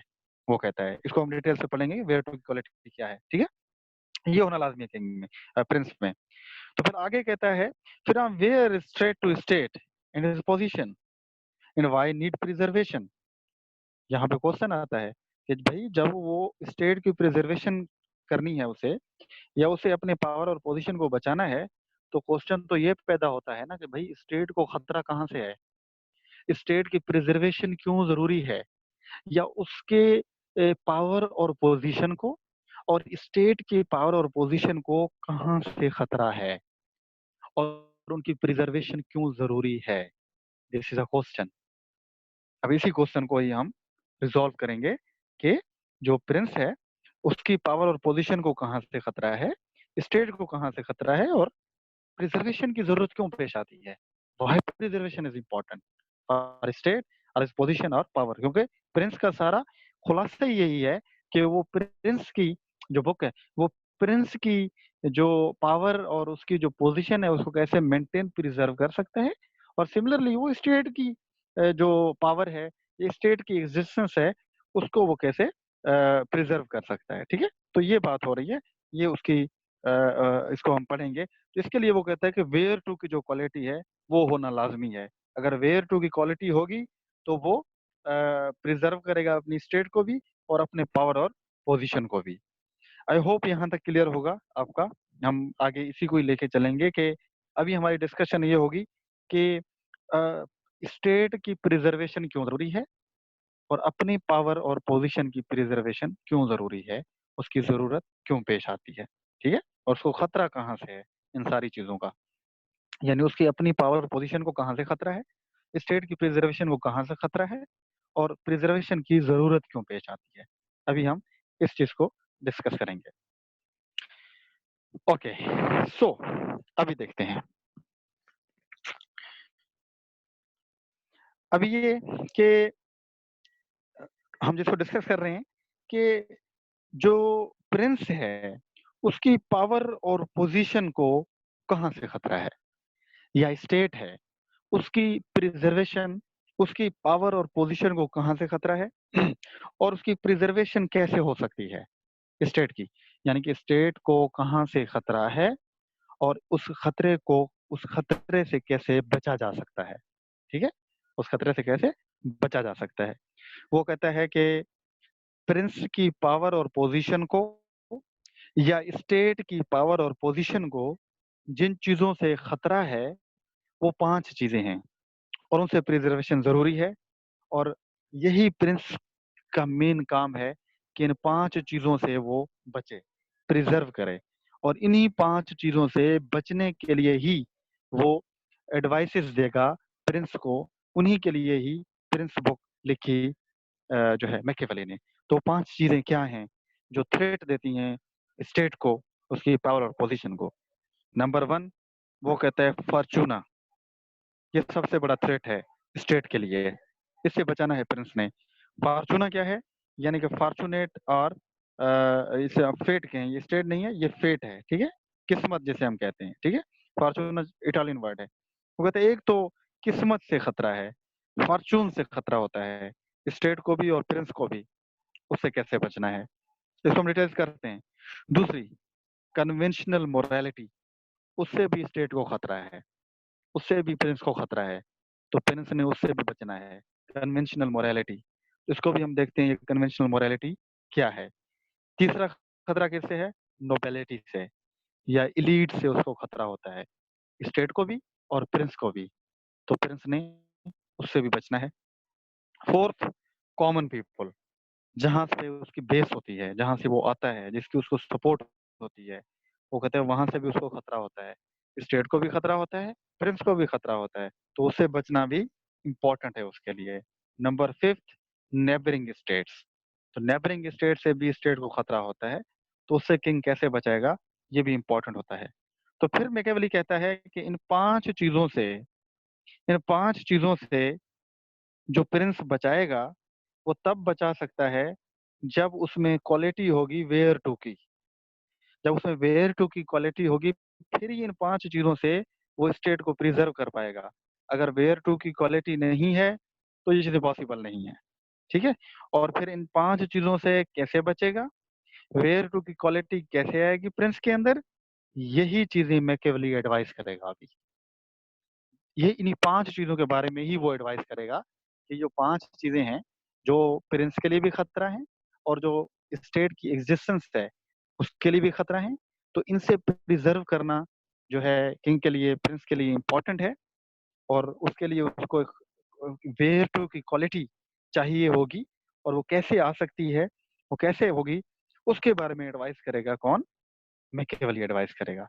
ये एडवाइसेस हैं उसकी, जिसको अभी हम करते हैं कि ये चीजें क्या हैं और इनसे कैसे बचा जा सकता है, क्योंकि यही थ्रेट हैं उसकी पोजीशन और पावर के लिए भी, स्टेट की पावर और पोजीशन के लिए भी। तो उनसे कैसे बचा जा सकता है, मैकियावेली उसके बारे में हमें एडवाइस करेगा, वो हमें बताएगा, ठीक है।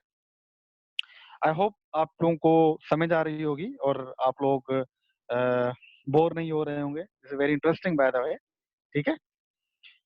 तो अभी आते हैं पहली चीज के ऊपर, जो है फॉर्चूना, या जिसे फॉर्चुनेट और फेट कहते हैं। वो कहते हैं कि ये एक बड़ा थ्रेट है स्टेट की एग्जिस्टेंस के लिए, प्रिंस की एग्जिस्टेंस के लिए, और इससे बचना प्रिंस के लिए जरूरी है। और इससे कैसे बचा जा सकता है, ये मैकियावेली एडवाइस कर रहा है किंग प्रिंस को, ठीक है। तो कैसे, ये इसका मतलब क्या है फॉर्चूना का या फॉर्चुनेट या फेट का। वो कहता है कि फॉर्चूना या फेट या फॉर्चुनेट का जो मतलब है, वो कहता है it means unpredictable and sudden incident in life. देखिए कितनी वो बात करेगा, शानदार बात करेगा अभी, बीइंग अ रियलिस्ट और एम्पिरिसिस्ट। वो कहता है ये हकीकत है कि हमारी जिंदगी में कुछ अनसडन और कुछ अनप्रिडिक्टेबल वाकयात हो जाते हैं, जिनकी जिनका जिनका इल्जाम हम किसी पे भी नहीं दे सकते। वो किसी बंदे पे इल्जाम नहीं दे सकते हैं, वो अनप्रिडिक्टेबल होते हैं, ठीक है, वो इंसिडेंट होते हैं, वो फॉर्चून। फिर हम क्या करते हैं, उसका मार जो देते हैं, उसका इल्जाम हम किस्मत पे ठहरा देते हैं। ये किस्मत में ऐसा था, क्योंकि हम किसी बंदे को कुछ नहीं कह सकते। फॉर एग्जाम्पल, मिसाल के तौर पर, डेथ डेथ अभी एक बंदा मर गया है, तो उस बंदे के मरने का इल्जाम किस पे दिया जा सकता है, जो नेचुरल मौत मरे। एक तो मारा गया ना, उसका तो इल्जाम दिया जा सकता है। नेचुरल डेथ में जब लोग मर जाते हैं तो उसका इल्जाम किस पे देता है बंदा, उसका इल्जाम तो किसी भी नहीं दिया जा सकता, वो तो नेचुरल होता है। तो इसी इसी सिचुएशन को, इसी कंडीशन को वो फॉर्चूना का नाम देता है, वो फॉर्चुनेट या फेट का नाम देता है। तो आगे बात करता है कि जो फॉर्चूना होती है, ये जो फेट होती है, वो कहता है कि वो प्रिंस के लिए अपॉर्चुनिटी भी लाती हैं, वो डिस्ट्रक्शन भी लाती हैं। क्या, अपॉर्चुनिटी भी लाती है, डिस्ट्रक्शन भी लाती है। क्या, अपॉर्चुनिटी भी लाती है, डिस्ट्रक्शन भी लाती है। तो वो कहता है जो किंग के अंदर, अगर प्रिंस के अंदर अगर वेयर टू होगा, अगर किंग सियाना होगा, जो जिसे एडवाइस कर रहा है, वो कहता है वो इस सिचुएशन में भी हमेशा अपॉर्चुनिटी को सीज करेगा और डिस्ट्रक्शन से बचने की कोशिश करेगा। अगर वो किस्मत के यानी कि फॉर्च्यूना हो रहा है, कोई ऐसे अनप्रेडिक्टेबल इवेंट्स आ रहे हैं, तो वो कहता है किंग कैसा होना चाहिए, प्रिंस कैसा होना चाहिए? वो कहता है प्रिंस ऐसा होना चाहिए कि जिसे पता हो कि अगर अनप्रेडिक्टेबल इंसिडेंट्स कभी हो भी रहे हैं, होंगे, ज़रूर होंगे, तो जो प्रिंस होगा, जो अच्छा प्रिंस होगा, जिसमें वेयर टू की क्वालिटी होगी, वो हमेशा उनसे अपॉर्च्युनिटी को लेगा और डिस्ट्रक्शन से बचाएगा खुद को। तो इसका मतलब क्या है? वो मिनिमाइज़ करेगा डिस्ट्रक्शन को अपनी प्रिकॉशंस के साथ। यानी कि वो एक किस्म के प्रिकॉशंस लेके रखेगा पहले से ही कि अगर कोई फॉर्च्यूना हो रहा है, कोई ऐसा इंसिडेंट हो रहा है, जो डिस्ट्रक्शन भी लेके आ सकता है, जो अपॉर्च्युनिटी भी लेके आ सकता है, तो प्रिंस क्या करेगा? प्रिंस हमेशा वहाँ से अपॉर्च्युनिटी को लेगा और वो अवॉइड करेगा, वो मिनिमाइज़ करेगा किसको? डिस्ट्रक्शन को। कैसे? प्रिकॉशन से। इसकी वो मिसाल भी देता है, एक बड़ी शानदार मिसाल देता है। वो कहता है कि रिवर है, उसके अंदर कभी फ्लड आ जाता है, दरिया में फ्लड आ जाता है। तो फ्लड आना जो है ये नेचुरल है, ठीक है? इसका पता किसी को नहीं होता है, अनप्रेडिक्टेबल होता है, वो आ जाता है। तो वो कहता है जब फ्लड आता है तो फ्लड को रोका नहीं जा सकता, वो तो आना ही आना है, उसको तो कोई नहीं रोक सकता। पर हम एक काम कर सकते हैं वो कहता है, क्या कर सकते हैं? वो कहते हैं हम काम ये कर सकते हैं कि हम कुछ प्रिकॉशनल मेजर्स ले सकते हैं। क्या? हम प्रिकॉशनरी मेजर्स ले सकते हैं। प्रिकॉशन मेजर्स कैसे ले सकते हैं? कि जब रिवर में फ्लड आ रहा है तो उससे पहले हम कोई चीज़ मैनेज कर लेंगे। हम कहीं से शिफ्ट हो जाएँगे या हम पहले से कोई सिक्योरिटी की चीज़ें ले लेंगे, कुछ हम प्रोटेक्शन ले लेंगे, कुछ चीज़ कर लेंगे। तो कहते हैं ये चीज़ तो पॉसिबल है ना, ये चीज़ तो कर सकते हैं ना हम।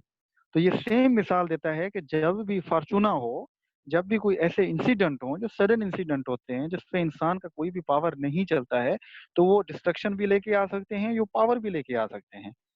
तो प्रिंस क्या करता है, वो हमेशा अपॉर्च्युनिटी को लेके आता है, वो वहीं को लेता है और वो बचाता है खुद को जो है डिस्ट्रक्शन से बचाता है। बिल्कुल ऐसे जैसे फ्लड आ रहा है, तो फ्लड आने में हम उसकी तबाही से बच सकते हैं, अगर हम पहले से प्रिकॉशनरी मेजर्स ले लें। तो वो कहता है कि किंग को क्या करना चाहिए, प्रिंस को पहले ही प्रिकॉशनरी मेजर्स लेने चाहिए उसे। सो यहाँ पे वो क्या किंग को सजेस्ट कर रहा है, वो कहता है कि जब भी ऐसी सिचुएशन आए, तो किंग हमेशा अपॉर्च्युनिटी ले वहाँ से और प्रिकॉशनरी मेजर ले वहाँ से। तो वो कहता है कि वेयर टू क्या है प्रिंस की? फॉरसाइटनेस और विजन। इसका मतलब क्या है कि किंग को प्रिंस को हमेशा विजनरी होना चाहिए। किंग को हमेशा प्रिंस को हमेशा फॉरसाइटफुलनेस होना चाहिए। वो आगे की देखे, वो आगे की सोचे। उसमें इतनी कैपेसिटी होनी चाहिए कि कभी भी अगर कोई ऐसे नेचुरल इंसिडेंट हो जाएँ, तो उन नेचुरल इंसिडेंट से भी अपनी डिस्ट्रैक्शन को बचा के वहाँ से भी वो अपॉर्च्युनिटी हासिल कर ले। उसमें ये क्वालिटी होनी चाहिए। ये वेयर टू की क्वालिटी है। वो कहते हैं फॉर्च्यूनेट से या ऐसे इंसिडेंट से हम जो प्रिंस होगा वो इसको बचा जा सकता है। अगर वो फॉरसाइटनेस रखता है, अगर वो विजन रखता है तो। एक ये सजेशन देता है उसको और वो कहता है कि फॉर्च्यूनेट से खतरा है स्टेट को, उसकी पावर पोज़ीशन को। तो कुछ ऐसी सिचुएशंस आ जाती हैं स्टेट के ऊपर, वहाँ से खतरा होता है स्टेट को। तो वहाँ का जो प्रिंस होगा उसको सजेस्ट कर रहा है कि भाई तैयार होके रहना है आपने, आपने हमेशा फोरसाइटफुल होके रहना है, आपने विज़न रखना है कि आगे कुछ ऐसी सिचुएशन आती है तो उसको रिज़ॉल्व कैसे किया जा सकता है, ये माइंड में रखना है, प्रिंस को कह रहा है मैकियावेली। एक एडवाइस ये दी उसने अपनी जो है प्रिंस को। आई होप ये समझ आई होगी आपको। ओके, दूसरी चीज़, this is the most important thing, the most important thing. दूसरी किस चीज़ से खतरा था उसको? स्टेट की पावर और पोज़ीशन को कन्वेंशनल मोरालिटी से। किससे? कन्वेंशनल मोरालिटी से, ठीक है? कन्वेंशनल मोरालिटी से खतरा है स्टेट को, उसकी पावर पोज़ीशन को या प्रिंस को। तो फिर वो उससे कैसे बचे? ये सजेशन देगा, अब ये एडवाइस देगा प्रिंस को। तो कन्वेंशनल मोरालिटी क्या है? पहले इसको हम देखते हैं। तो पहले हम तो ये देखें ज़रा कि मोरालिटी क्या होती है, ठीक है? हम पहले भी पढ़ रहे थे मोरालिटी। मोरालिटी का मतलब होता है गुड और बैड। यानी गुड चीज़ के लिए इनकरेज करना और बैड से हमेशा अवॉइड करना, हम उसे मोरालिटी कहते हैं, ठीक है? हम उसे क्या कहते हैं? उसे मोरालिटी कहते हैं, यानी गुड और बैड को। ओके, सो मोरालिटी, ठीक है, मोरालिटी मोरालिटी क्या होती है? गुड एंड बैड, यानी कि अच्छा क्या है बुरा क्या है। जब इसका इल्म होता है और हम हमेशा अच्छा करने की कोशिश करते हैं और बुरे से अवॉइड करते हैं, उसे मोरालिटी कहा जाता है, ठीक है, उसे मोरालिटी कहा जाता है। तो फिर कन्वेंशनल मोरालिटी क्या होती है? ठीक है, क्या कन्वेंशनल मोरालिटी क्या होती है? तो कन्वेंशनल मोरालिटी क्या होती है? जो चीज फिक्स्ड और एब्सोल्यूट हो, यानी कि कुछ स्टैंडर्ड्स होते हैं, कुछ प्रिंसिपल्स होते हैं, ठीक है, कुछ प्रिंसिपल्स और स्टैंडर्ड्स जो फिक्स्ड होते हैं, जो एब्सोल्यूट होते हैं, ठीक है, उसे हम क्या कहते हैं? उसे हम कन्वेंशनल मोरालिटी कहते हैं। क्या कहते हैं? Conventional morality. देखिए ना, हमारी कन्वेंशनल मोरालिटी है, मिसाल हमारी क्या है? हमारी कन्वेंशनल मोरालिटी ये है कि भाई हमने अपने वालिद साहब हैं, उनकी बात माननी है, वालदा की बात माननी है, फैमिली की बात माननी है, टीचर की बात माननी है हमने, ठीक है? तो ये क्या है? ये हमारी कन्वेंशनल मोरालिटीज़ हैं। हमने हमारे यहाँ ये भी है कि जो कुछ पीर होते हैं, जो कुछ वली होते हैं, उनको मानना है, उनके खिलाफ नहीं जाना है कभी। ये हमारी कन्वेंशनल मोरालिटीज़ हैं। ये फिक्स्ड स्टैंडर्ड हैं कुछ, ठीक है? तो मैकियावेली कहता है कि स्टेट को इन फिक्स्ड स्टैंडर्ड से भी खतरा है, स्टेट को इनसे भी खतरा है। ये फिक्स्ड स्टैंडर्ड है, जो कन्वेंशनल मोरालिटी है, इससे भी खतरा है। तो वो क्या थे? उसका मतलब ये होता है कि rulers should be virtuous and follow above rules. तो पहले क्या हो रहा था? वो कहते हैं कि ये बिलीव किया जाता है कन्वेंशनल मोरालिटी के अंदर कि जो लीडर है वो वर्चुअस होना चाहिए, लीडर को अच्छी चीज क्या है उसको फॉलो करना चाहिए, लीडर को बुरी चीज से अवॉइड करना चाहिए। ये कन्वेंशनल मोरालिटी है, चल रही थी हमेशा से। और आपने भी देखा होगा कि हमने देखा जब हमने पढ़ा था, क्या कहते हैं, प्लेटो हमने पढ़ा, और हमने जब अरिस्टोटल पढ़ा, तो उसके अंदर क्या था? वो यही तो बात कर रहे थे, वर्चुअस होना चाहिए, लीडर वर्चुअस होना चाहिए, कन्वेंशनल मोरालिटी थी। तो मैकियावेली इसको अपोज कर रहा है। वो कहते हैं जो कन्वेंशनल मोरालिटी है, ये हमेशा रिलीजन देता है, ये हमेशा रिलीजन में आती है। रिलीजन में हमेशा कन्वेंशनल मोरालिटी होती है, यानी कुछ फिक्स्ड असूल होते हैं, फिक्स्ड प्रिंसिपल्स होते हैं, आप उनको कभी भी निगेट नहीं कर सकते। वो कहते हैं ये फिक्स्ड मोरालिटी होती है। और हमारे रिलीजन के भी अंदर देख लें, कुछ फिक्स्ड मोरालिटी है, हम चाहें या ना चाहें, हम उनके खिलाफ कभी नहीं जा सकते। बट मैकियावेली इसके अपोज करता है, इसको, इस कन्वेंशनल मोरालिटी को। मैकियावेली ये कहता है कि ये जो कन्वेंशनल मोरालिटी है, ये जो ख्याल है, ये जो लोगों ने, ये जो सोसाइटी ने कुछ स्टैंडर्ड सेट किए हैं, जो फिक्स्ड स्टैंडर्ड सेट किए हैं कि भाई लीडर को अच्छा होना चाहिए, लोगों को अच्छा बिहेव करना चाहिए, बुरा नहीं करना चाहिए। तो मैकियावेली कहता है ये सारा ट्रेश है, ये खराब है। अगर इसके पीछे हम रहे तो हम कभी भी स्टेट को नहीं बचा सकते, ना प्रिंस कभी अपने पावर को बचा सकता है। तो फिर उसे क्या करना चाहिए? ये कहता है, then what should he do? उसे क्या करना चाहिए? उस कन्वेंशनल मोरालिटी जो कि बड़ा थ्रेट है स्टेट के लिए, तो उसे कैसे बच सकता है? तो मैकियावेली बेसिकली अपोज करता है कन्वेंशनल मोरालिटी को। और वो किसको सपोर्ट करता है? It's supposed instrumental view of morality, या जिसे लॉ ऑफ नेसेसिटी कहते हैं। ये कन्वेंशनल मोरालिटी के अपोजिट में इंस्ट्रूमेंटल व्यू देता है मोरालिटी का, या नेसेसिटी या लॉ ऑफ नेसेसिटी देता है। इंस्ट्रूमेंटल व्यू क्या है मोरालिटी का? इसको जरा समझें आप। ये कन्वेंशनल मोरालिटी के अपोजिट में है इंस्ट्रूमेंटल व्यू ऑफ मोरालिटी। वो क्या है, इसे समझे। इंस्ट्रूमेंटल व्यू ऑफ मोरालिटी ये होता है कि आप मोरालिटी को अपने फायदे के तौर पे लेते हैं। जहां आपको लगे कि मोरालिटी आपके फायदे में है तो आप वैसा अमल करते हैं, जहां आपको लगे कि आपके फायदे में नहीं है तो आप उसे निगेट कर देते हैं।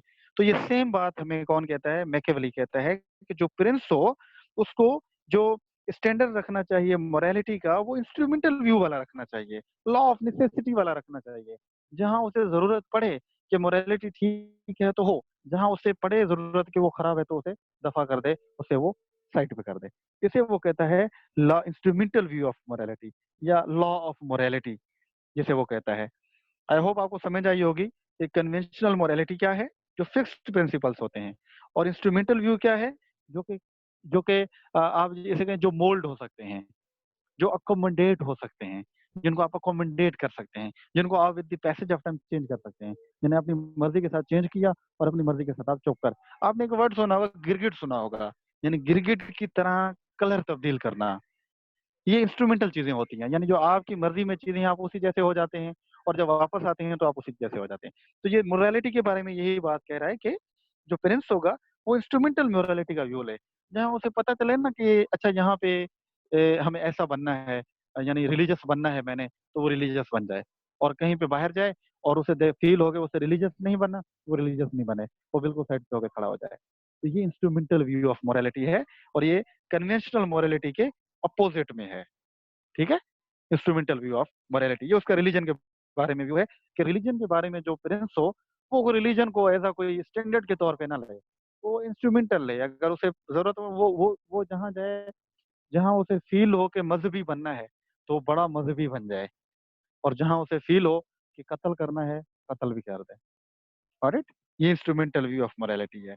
वो कहता है इसी तरीके से बचा जा सकता है, वरना ये कन्वेंशनल मोरालिटी वाले तो स्टेट को तबाह बर्बाद कर देंगे। वो कहता है आगे, वो कहता है Prince can go against morality if it comes on the preservation of state. यानी कि अगर स्टेट की प्रिजर्वेशन की बात है तो मोरालिटी के खिलाफ चला जाए, उसे लोग मारने हैं मार दे, उसे कत्ल करना है कर दे, उसे सजा करनी है दे दे, तो जा सकता है। पर किस बेस पे?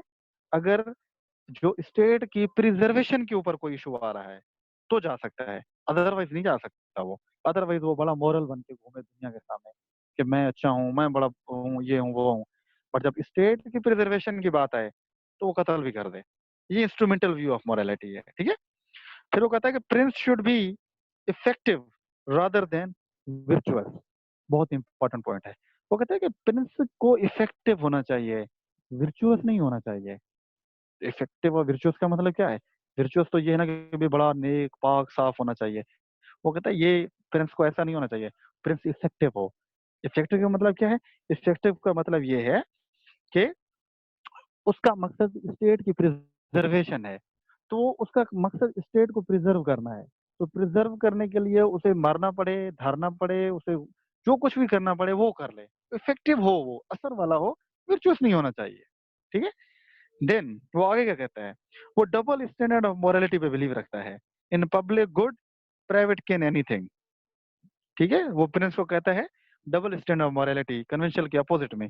वो कहता है कि पब्लिक में जाए ना प्रिंस, तो वहां पे बड़ा एक ईमानदार नजर आए लोगों को, वो लोगों को दिखाई दे कि वो बड़ा शानदार है। और उसके बाद तो जो नेक लोग हैं वो खत्म हो गए, वो मर गए हैं। वो ये आखिरी पीस था नेकी का, प्रिंस जो है मैकेवली कहता है वो। और जब वो प्राइवेट लाइफ में आए तो फिर उसे बिल्कुल गुस्सा करना चाहिए, उसे कत्ल भी करना चाहिए, जो कुछ करता है वो कर सकता है, बट स्टेट के इंटरेस्ट के लिए। So it is only for Prince, not for the common people. ये बात भी आपने माइंड में रखनी है। वो जो ये बात कर रहा है वो कॉमन लोगों के लिए नहीं कर रहा। ठीक है, वो किसके लिए कर रहा है? वो कर रहा है कि जो जो प्रिंस है, ये डबल स्टैंडर्ड ऑफ मोरालिटी, ये इंस्ट्रूमेंटल व्यू ऑफ मोरालिटी। ठीक है, और ये जो लॉ ऑफ नेसेसिटी है मोरालिटी का, ये सिर्फ प्रिंस के लिए है, ये आम लोगों के लिए नहीं है। आम लोग ऐसा नहीं कर सकते। आम लोगों ने तो मॉरल ही रहना है, ये उनके लिए स्टैंडर्ड नहीं है, ये सिर्फ प्रिंस के लिए है। क्यों? क्योंकि प्रिंस का ऑब्जेक्टिव बड़ा है। प्रिंस का ऑब्जेक्टिव है स्टेट की प्रिजर्वेशन, तो इसलिए वो ऐसे अमल कर सकता है। तो यहाँ पे उसका एक फेमस जुमला है, आपने सुना होगा कि एंड जस्टिफाइज मीन। ये यही बात है, एंड जस्टिफाइज मीन। तो यहाँ पे एंड क्या है? एंड है स्टेट की प्रिजर्वेशन। और मीन क्या है? मीन है क्या? Instrumental view of morality. Mean क्या है? Law of necessity. मीन क्या है? Double standard of morality. ये मीन है, यानी वो ये तरीके हैं, इन तरीकों को वो यूज करके वो किसको? एंड को जस्टिफाई करेगा। और एंड क्या है? एंड है स्टेट की प्रिजर्वेशन। यानी स्टेट की प्रिजर्वेशन के लिए प्रिंस कुछ भी कर सकता है, कुछ भी कर सकता है, क्योंकि स्टेट की प्रिजर्वेशन सबसे बड़ा ऑब्जेक्टिव है। और स्टेट की प्रिजर्वेशन के लिए वो क्या करेगा? वो जो है किसी भी हद तक जाएगा। ये सजेस्ट कर रहा है वो प्रिंस को कन्वेंशनल मोरालिटी को रोकने के लिए, कन्वेंशनल मोरालिटी को मना करने के लिए। क्यों? क्योंकि उसके नजदीक कन्वेंशनल मोरालिटी स्टेट की प्रिजर्वेशन के लिए सबसे बड़ा थ्रेट है, फॉर्चूना के बाद। तो उसको कैसे टैकल किया जा सकता है? उसको टैकल किया जा सकता है इंस्ट्रूमेंटल व्यू से, डबल स्टैंडर्ड के साथ, लॉ ऑफ नेसेसिटी के साथ। ठीक है, ये उसने जो सजेशन दी है कन्वेंशनल मोरालिटी को जो है टैकल करने के लिए। आई होप कि आपको समझ आई होगी सही तरीके से। एंड जस्टिफाई मीन्स से भी आपको पता चला होगा कि स्टेट का इंटरेस्ट इंपॉर्टेंट है और उस इंटरेस्ट के लिए आप किसी भी हद तक जा सकते हैं। ठीक है, और ये हम पढ़ेंगे इसकी रेलेवेंस क्या है, आज भी है, बिल्कुल है। ओके, तो तीसरी चीज जो थ्रेट है स्टेट के लिए, वो कहता है दैट इज नोबेलिटी, या जिसे हम इलीट कहते हैं। ठीक है, नोबेलिटी या एलीट, वो कहता है वो प्रिंस के लिए बड़ा खतरा है, या वो स्टेट के लिए बड़ा खतरा है। क्यों? वो कहता है कि वो प्रिंस के बड़े क्लोज होते हैं, एलीट जो होते हैं, नोबल्स होते हैं। क्यों? क्योंकि वो या तो उसकी कैबिनेट का हिस्सा होते हैं, या तो उसकी गवर्नमेंट का पार्ट होते हैं कहीं ना कहीं। ठीक है, तो उसके बहुत ज्यादा करीब होते हैं, तो वो बड़ा खतरा होते हैं। और वो compete करते हैं पावर के लिए। वो हमेशा से कोशिश करेंगे कि प्रिंस को साइड पे करें और हम पावर में आ जाएं। आपको पता है ना, जो उसने बताया था कि नोबेलिटी जो होती है वो हमेशा जो है वो वर्कआउट करती है किसके ऊपर? कमांड और ऑपरेशन, ऑपरेसिव के ऊपर, ऑपरेसिव होती है। ठीक है, वो हमेशा कोशिश में होती है कि पावर उसके पास रहे, कमांड वो करें। तो क्योंकि वो प्रिंस के साथ नोबेलिटी होती है स्टेट के अंदर, उसके कैबिनेट के मिनिस्टर्स भी होते हैं, तो वो क्लोज होते हैं और वो compete करते हैं पावर के लिए कि वो आगे आ जाएं। और इसलिए वो कंस्पेरेसी भी कर सकते हैं उसके खिलाफ। क्या? कंस्पेरेसी भी कर सकते हैं।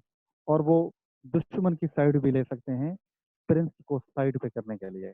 दुश्मन उन्हें पैसे दे सकता है, वो ट्रिचरी कर सकते हैं, वो डिसलॉयल हो सकते हैं प्रिंस के साथ, जो ये होते हैं नोबल्स होते हैं। तो ये कहता है ये बड़ा खतरा है, ये बहुत बड़ा खतरा है स्टेट की प्रिजर्वेशन के लिए भी, और जो प्रिंस है उसके लिए भी। तो फिर उसके लिए भी वो सजेशन देता है प्रिंस को कि ये क्या करना चाहिए। तो वो कहता है यहाँ पे वेयर टू आती है प्रिंस की, कि प्रिंस इसको कंट्रोल कैसे करेगा, इन एलिट्स को। वो कहता है कंट्रोल करेगा, कैसे करेगा? वो कहता है keep their ambitions under control.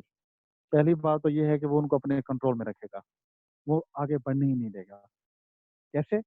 वो कहता है कि क्रश कर देगा उनको, अगर वो ऐसा सोचते भी हैं तो।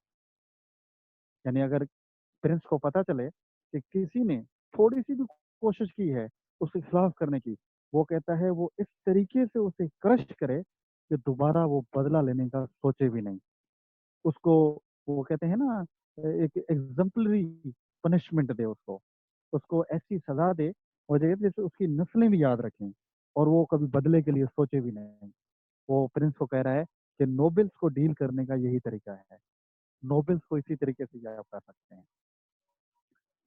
इसकी मैं मिसाल देता हूँ छोटी सी। जब हिटलर था सेकेंड वर्ल्ड वार के अंदर, जब हिटलर जंग छेड़ के बैठा हुआ था, तो हिटलर की फौज के अंदर से ही कुछ बागी लोग आए थे जो उसके खिलाफ, जिन्होंने कंस्पेरेसी की थी। वेलकरी ऑपरेशन का नाम है, ऑपरेशन वेलकरी, वेलकरी के अंदर किया गया था। बट उसमें मारने की कोशिश की गई थी हिटलर को, बट हिटलर खुद बच गया था। ठीक है, तो इसका मतलब क्या कहने का मतलब ये है कि जो इलीट्स होते हैं, जो नोबल्स होते हैं, वो कंस्पेरेसी करते रहते हैं। तो कहते हैं उसको बचना, उससे बचना है पेरेंट्स ने। और वो कैसे बच सकता है? पहले तो उनको कंट्रोल में रखेगा अपने, उन पे मॉनिटरिंग करेगा। अगर उसे पता भी चले कि वो कुछ कर रहे हैं, तो उसको इस तरीके से क्रश करे कि वो दोबारा बदला लेने का सोचे भी नहीं। वो लोग जो हैं, वो उनको उनकी नस्लें ही याद रखें, कुचल दे उनको। सेकेंडली, वो कहता है वो लायन एंड फॉक्स, या half beast and half human की क्वालिटी रखेगा, करेज एंड कनिंग पॉलिसी रखेगा। ठीक है, यानी वो क्या होगा? वो लाइन होगा, यानी वो बहादुरी के साथ खड़ा होगा। अगर कोई आगे आने की कोशिश करेगा तो उसे क्रश कर देगा। और वो फोक्स की तरह, जैसे फोक्स बड़ी होशियार होती है, लोमड़ी जो होती है वो कनिंग होती है, तो वो कनिंग भी होगा, वो किसी पे भी ट्रस्ट नहीं करेगा। ठीक है, किसी पे भी ट्रस्ट नहीं करेगा। ये दो पॉलिसी वो अपनाएगा। और कोई भी उसके साथ अगर कोई ट्रेचरी करने की कोशिश करेगा, कोई डिसलॉयलिटी करने की कोशिश करे, तो प्रिंस को क्या करना चाहिए? प्रिंस को उसको क्रश कर देना चाहिए, ताकि वो दोबारा सोचे भी नहीं कुछ चीज करने का। ये दूसरी चीज थी नोबेलिटी की, इलीट की, जो खतरा था कन्विंस जो था स्टेट की प्रिजर्वेशन के लिए। तो उसको प्रिंस कैसे बचाता है, उसमें सजेशन दी है जो है मैकेवेली ने, जो हमने देखा कि उसको लाइन और फॉक्स की पॉलिसी की तरह वो क्रश कर दे, उनको अपने कंट्रोल में रखे। ये तीसरी थ्रेट थी स्टेट की प्रिजर्वेशन के लिए, और उसको सजेशन दी मैकियावेली ने उसको रिजॉल्व करने के लिए। So the fourth one is common people. क्या? कॉमन पीपल, कॉमन पीपल, ठीक है, कॉमन पीपल। तो कॉमन पीपल भी वो कहता है कि प्रिंस के लिए और स्टेट की प्रिजर्वेशन के लिए खतरा बन सकते हैं। ऑल्दो जो उनकी बेस होती है वो वही लोग होते हैं, प्रिंस की सपोर्ट भी यही लोग कर रहे होते हैं, बट ये खतरा भी बन सकते हैं। कैसे? They are the power in support of the prince. वो प्रिंस की सपोर्ट और पावर होते हैं, लेकिन को मालूम होना चाहिए इस चीज का। But at the other hand वो कहता है कि वो थ्रेट भी बन सकते हैं अगर वो रेबल बन जाए, अगर वो रेवोल्यूशन लेके आए। यानी हो सकता है वो बागी बन जाए प्रिंस के खिलाफ और वो रेवोल्यूशन लाने की कोशिश करें।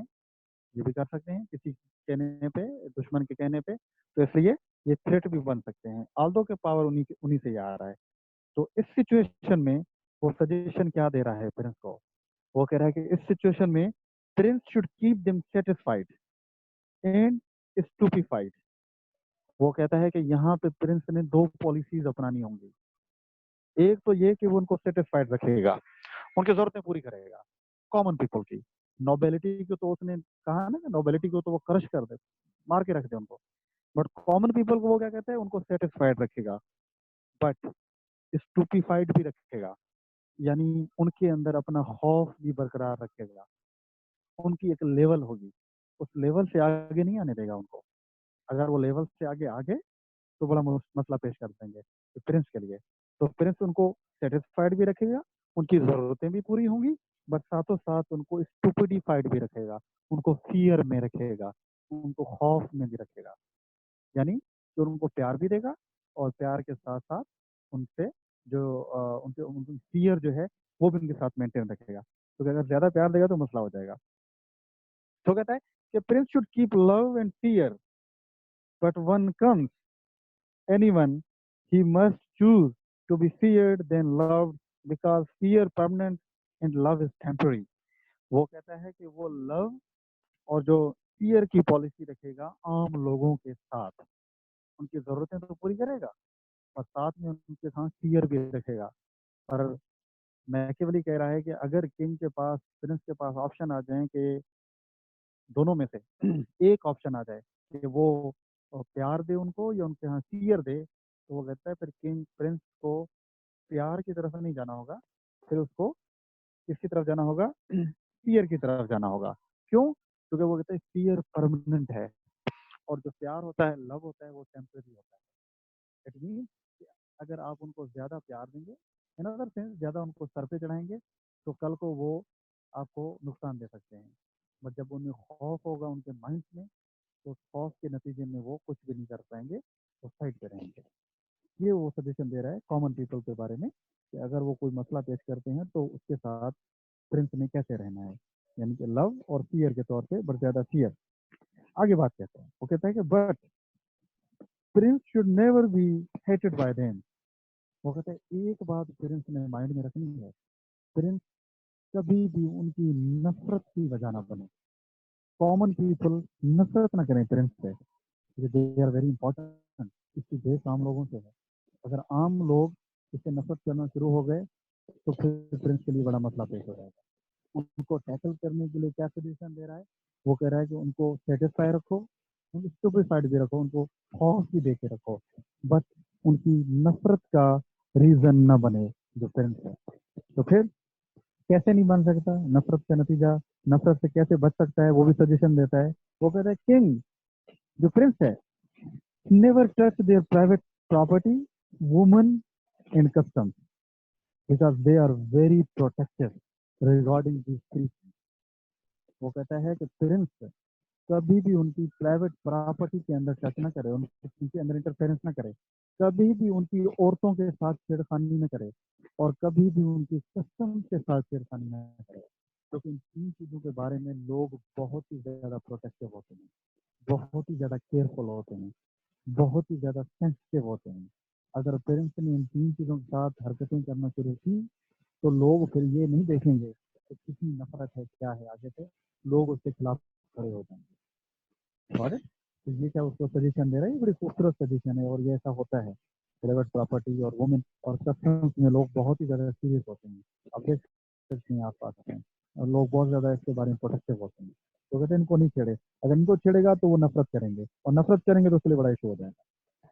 फिर आगे कहता है कि use violence in order to avoid greater violence and justifies, उसी बात को ले आए। ठीक है, तो वो कहता है कि use violence in order to avoid greater violence. वो कहता है कि अगर बड़े वायलेंस से बचना है तो प्रिंस को छोटा वायलेंस यूज करना होगा। इसका यही मिसाल है जिसे हम कोलेटरल डैमेज कहते हैं हमारी लैंग्वेज में, इंटरनेशनल लैंग्वेज में। कोलेटरल डैमेज, कोलेटरल डैमेज क्या होता है? कोलेटरल डैमेज ये होता है कि अगर स्टेट देख रही है कि कोई खुदकश बमबार है, और उस खुदकश बमबार बैठा हुआ है एक दुकान पे बैठा हुआ है, और उसके साथ 10 लोग और बैठे हुए हैं, और वो खुदकश बमबार यहाँ से जाएगा, वो किसी बाजार में धमाका करने लगा है, और बाजार में वो तकरीबन 500 लोगों को मार सकता है, और जिस दुकान में वो बैठा हुआ है वहां में उसके साथ 4 लोग बैठे हुए हैं। तो मैकियावेली ये कहता है कि फिर स्टेट को उन 4 लोगों को भी मारना होगा उस 5वें के साथ। क्यों? क्योंकि अगर उसे वहां से छोड़ दें तो वो बहुत ज़्यादा लोगों का नुकसान करेगा। तो ज़्यादा नुकसान से बचने के लिए कम नुकसान प्रिंस को करना चाहिए। और ये बात कर रहे हैं, और इसे हम कहते हैं कोलेटरल डैमेज कहते हैं। ठीक है, कोलेटरल डैमेज कहते हैं, यानी कि हम एक बड़े फायदे के लिए छोटा नुकसान करवा देते हैं, और प्रिंस को ऐसा करना चाहिए अकॉर्डिंग टू मैकियावेली। और वो कहता है कि appear honest but in real can go to any extent। वो कहता है कि अपीयर में, अपेरेंस के अंदर जो है ना, प्रिंस को वो बड़ा ऑनेस्ट लगना चाहिए, उसको वो बड़ा ईमानदार लगे, बट इन रियल सेंस वो कनिंग होना चाहिए। कनिंग होना चाहिए, वो किसी को भी एतबार ना करे, रियल सेंस में जो उसे अच्छा लगे वही करना चाहिए स्टेट के लिए।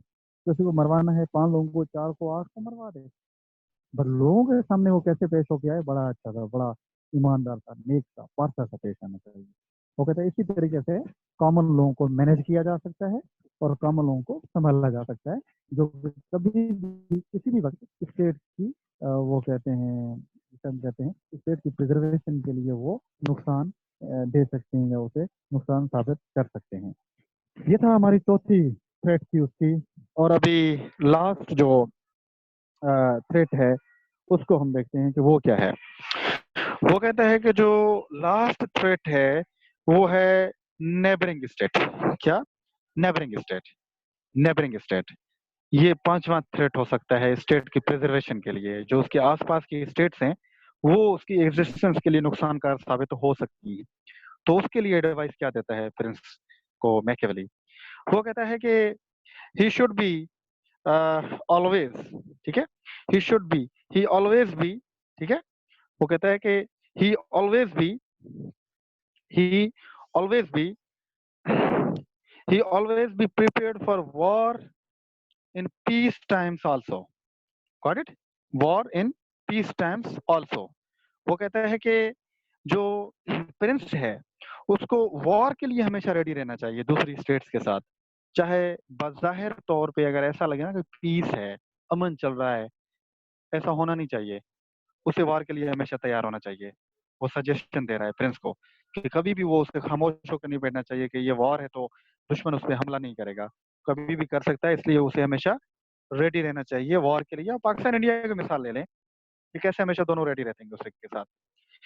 फिर वो दूसरी सजेशन देता है नेबरिंग स्टेट्स के लिए। वो कहता है कि वॉर तब लड़ी जा सकती है जब आर्मी ठीक हो। तो आर्मी ठीक कैसे हो सकती है? वो कहते हैं आर्मी ठीक के लिए क्या तरीकेकार है कि आर्मी के अंदर सिटीजन्स को रिक्रूटमेंट दी जाए। मर्सनरी आर्मी को अवॉइड करना चाहिए। मर्सनरी आर्मी वो होती है जो आर्मी पैसों से लड़ी जाती है, यानी आप दूसरों से लेते हैं लोग और उनको पैसे देते हैं, वो आपके लिए लड़ते हैं, वो मर्सनरी आर्मी होती है। ये पुराने दौर में चलती थी मर्सनरी आर्मी। तो वो कहता है इससे अवॉइड करे किंग, बल्कि किंग कौन सी रखे? किंग सिटीजन्स आर्मी रखे। अपने ही स्टेट की आर्मी उसे रखनी चाहिए। क्यों? क्योंकि citizens army will fight for their honour. वो अपनी ऑनर के लिए लड़ती है। मर्सनरी आर्मी तो पैसों के लिए लड़ेगी, वो तो कभी भी जिसको ज्यादा पैसे मिले वो उसी तरफ चली जाएगी, उसमें तो किंग प्रिंस हार जाएगा। तो इसलिए उसको कौन रखनी चाहिए? Citizens army will fight for his honour. तो वो कहता है कि सिटीजन्स आर्मी को रखे, वो उसके लिए फाइट करेगी। वो जंग पैसों के लिए नहीं लड़ती है। हमारी मिसाल ले लें अभी, जो हमारी या मुल्कों की आर्मी होती है वो ऑनर के लिए लड़ती है, वो पैसों के लिए नहीं लड़ती है। वो कहते हैं पैसे तो हमारे, जैसे आप कल की मिसाल ले लें फॉर एग्जाम्पल, कल मेजर एक शहीद हुआ है जो है बलूचिस्तान के अंदर।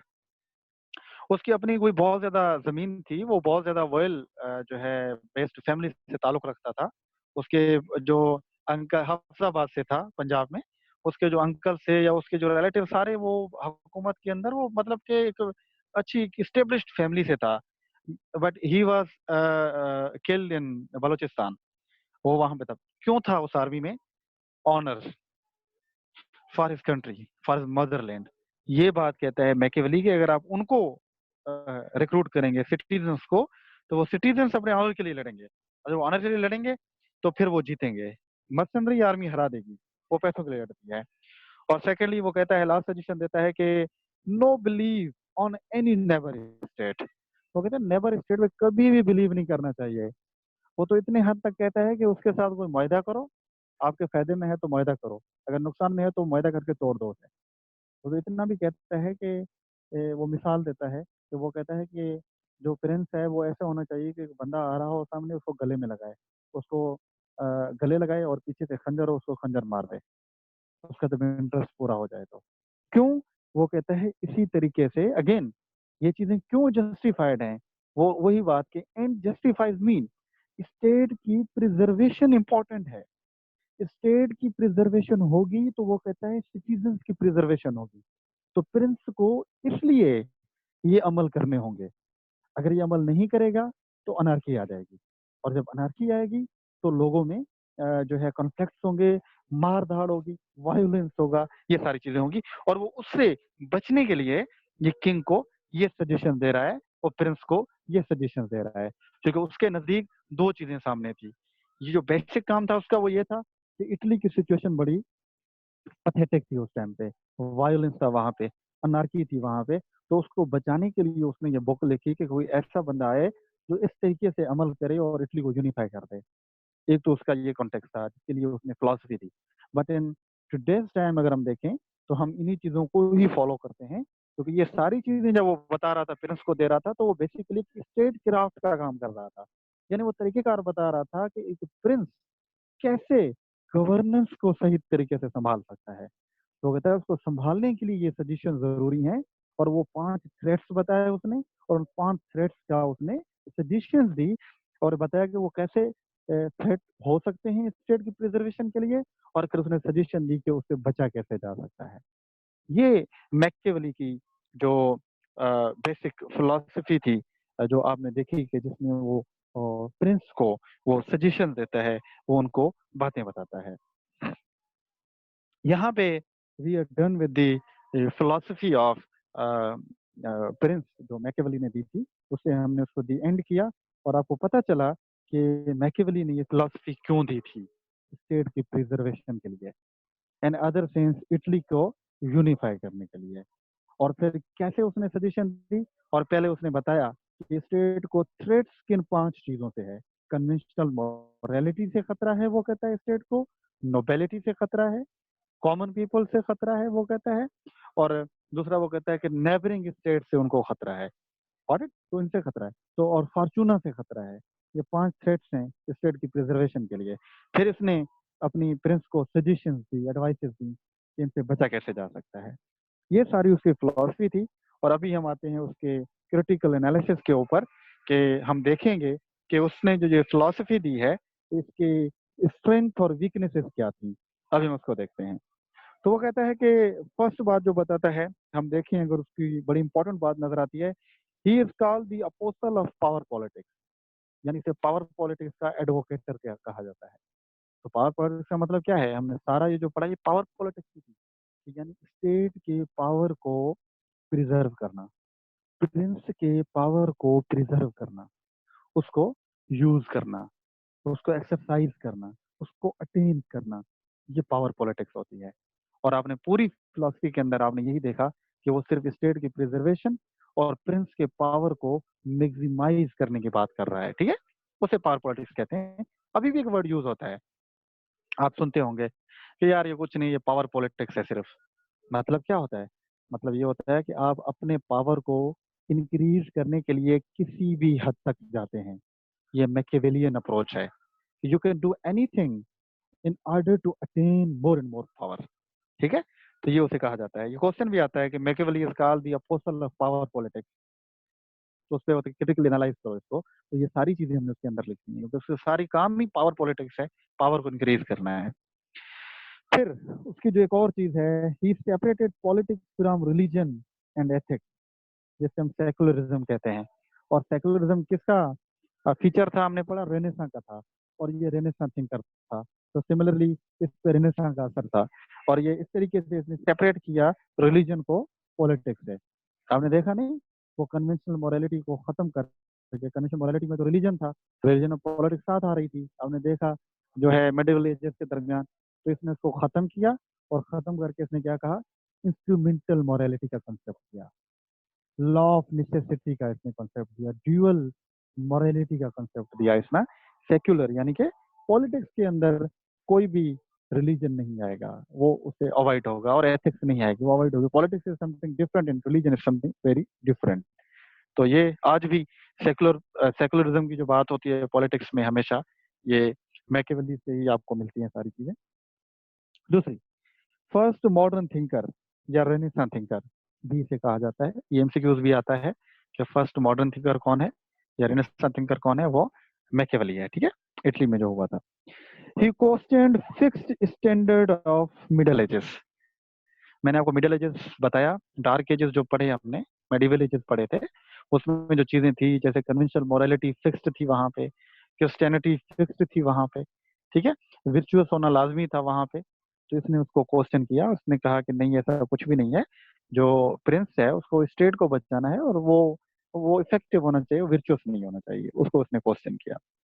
ही वॉज इम्पीरिसिस्ट, यानी उसकी ऑब्जर्वेशन जो है उसको as a method of study के तौर पे लिया है इसने। आपने देखी है सारी चीजें, आपको इम्पीरिसिस्ट नजर आएंगी, उसकी इम्पीरिसिस्ट अप्रोच नजर आएगी आपको, सारी चीजें सामने नजर आएंगी। वो किस तरीके से जो भी चीजें बता रहा है, वो तो आपके और हमारे सामने है, और आप और हम उसको बिलीव करने पे मजबूर हैं, ये ऐसा हो रहा है। ठीक है, एक्सपीरियंस के बेस पे उसने बात की। और दूसरा, वो इटली में जब रह रहा था तो वो सारी चीजें एक्सपीरियंस कर रहा था, उसके बेस पे उसने ये बातें कही हैं। He was a realist. क्या मतलब है रियलिस्ट का? Things should be seen as they are, यानी फैक्ट्स। ये फैक्ट्स पे बात कर रहा था। ठीक है, ये नॉर्मेटिव नहीं था, ये फैक्ट्स पे बात कर रहा था। ये रियलिस्ट था कि जो चीजें जैसी हैं उसको उस तरीके से देखो, और वो इस तरीके से ही देख रहा था। उसने देखा, आपने देखा नहीं, जब उसने कहा फॉर्चूना की जब कंसेप्ट दिया, वो कहते हैं वाकई ऐसा होता है, तो इस तरीके से देखो। उसने नोबेलिटी की बात की, खतरा होते हैं, उस तरीके से उसको देखा, बताया। कॉमन पीपल के बारे में वही बात की उसने। ठीक है, मोरालिटी के बारे में यही कहा, नेबरिंग स्टेट्स के बारे में यही कहा। तो ही वॉज अ रियलिस्ट, और चीजों को जैसे हैं उसी तरीके से देख रहा था, फैक्ट्स की नजर में देख रहा था। Then his theory is still relevant in international relations. उसका जो ये सारा कंसेप्ट है उसका पावर पॉलिटिक्स का, वो आजकल इंटरनेशनल रिलेशंस में अभी भी वैलिड है। अगर आप देखें कि जो स्टेट्स हैं वो क्या करती हैं, वो एक दूसरे के बारे में हमेशा डाउटफुल रहती हैं। अभी मिसाल ले लें चाइना और अमेरिका का, कितने डाउटफुल हैं एक दूसरे के बारे में, कभी भी एक दूसरे पे ट्रस्ट नहीं करेंगे। ये बिल्कुल ऐसे ही है जैसे वो बता रहा था कि इंडिविजुअल्स एक दूसरे पे कभी ट्रस्ट नहीं करते। वो सेल्फ इंटरेस्टेड होते हैं, वो इगोइस्टिक होते हैं, वो सेल्फिश होते हैं। तो स्टेट्स भी ऐसे हैं आजकल की दुनिया की। पाकिस्तान के अपने इंटरेस्ट हैं, इंडिया के अपने इंटरेस्ट हैं, ये साथ मिल भी सकते हैं, खत्म भी हो सकते हैं। चाइना के अपने इंटरेस्ट हैं, अमेरिका के अपने इंटरेस्ट हैं, और वो अचीव करने के लिए अपने इंटरेस्ट को वो किसी भी एक्सटेंट पे जाते हैं, किसी भी एक्सटेंट पे। इसकी मिसाल देता हूँ आपको कि जो है काफी टाइम पहले, या उसको छोड़ दें, आप यही देख लें कि अफगानिस्तान के अंदर कितने लोग मारे हैं अमेरिका ने। और अमेरिका जस्टिफाई किस बात पे करता है चीजों को, कि ये हमारी सिक्योरिटी का मसला है, हमारी स्टेट प्रिजर्वेशन का मसला है। तो उस प्रिजर्वेशन को बचाने के लिए वो कितने लोगों को मार रहा है, वो जस्टिफाई इसी तरीके से ही करता है। और ये जस्टिफिकेशन सबसे पहले किसने दी थी? मैकियावेली ने दी थी, और ये आज भी वैलिड है। और दूसरा, ये वैलिड है, जो स्टेट इंटेलिजेंस एजेंसीज हैं वो अभी भी उसके आइडियल्स को यूज करती हैं। आप देख लें जो इंटेलिजेंस एजेंसीज हैं, जब उनको पता चले कि वो लोग जो स्टेट के खिलाफ हैं, जो स्टेट के खिलाफ प्रोपेगेंडा कर रहे हैं, जो स्टेट के खिलाफ कंस्पेरेसीज कर रहे हैं, उनके साथ क्या हशर करते हैं। बिल्कुल वही जैसे उसने कहा था कि नोबेलिटी के अंदर के क्रश कर दो, और वो एक एग्जाम्पलरी पनिशमेंट दो लोगों को कि उनकी नस्लें याद रखें, वो दोबारा सोचे भी नहीं कंस्पेरेसी करने का।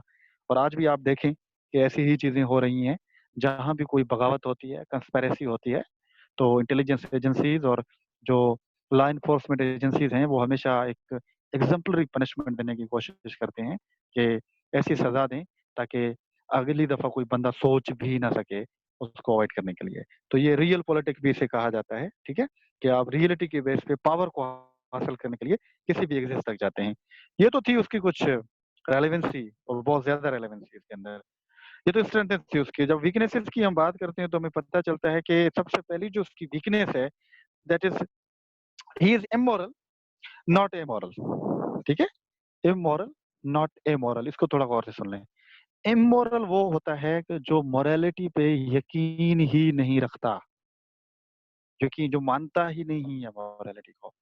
और एमोरल वो होता है जो मोरालिटी को तो मानता है, बट कहाँ यूज करनी है कहाँ नहीं करनी है, इस पे उसका एतराज होता है। मोरालिटी को मानता जरूर है। और जब मैकियावेली को भी मैंने पढ़ाया कन्वेंशनल मोरालिटी के अंदर, तो वो क्या कह रहा था कि किंग को बाहर ऐसे लगना चाहिए कि वो रिलीजियस है, बट वो एक्चुअल में रिलीजियस नहीं होना चाहिए। तो ये क्या है कि इमोरल होने की बात, इमोरल होने की बात हो रही है कि वो मोरालिटी है उसमें, ठीक है, बट वो कहाँ यूज करेगा कहाँ नहीं करेगा वो उसकी मर्जी है। अगर उसमें बिल्कुल भी मोरालिटी को नहीं मानता तो फिर हम कहते हैं वो इमोरल था। ठीक है। सेकेंडली, ही नेगेटेड इंडिविजुअल फ्रीडम। उसने इंडिविजुअल फ्रीडम को निगेट किया है। इंडिविजुअल फ्रीडम की आपको कहीं भी बात नजर नहीं आएगी, बिल्कुल भी नहीं है। तो इस पे क्रिटिसिज्म होता है। Then he supported despotism, absolute ruler, उसको सपोर्ट किया है इसने कि जो प्रिंस है वो एब्सोल्यूट होना चाहिए, वो किसी भी एक्सटेंट पे किसी भी हद तक जाएगा। तो ये भी उसपे होता है कि इसने एब्सोल्यूट रूलर को जो है फेवर दी थी। अच्छा, इसमें ये भी बड़ी होता है, over estimated human nature.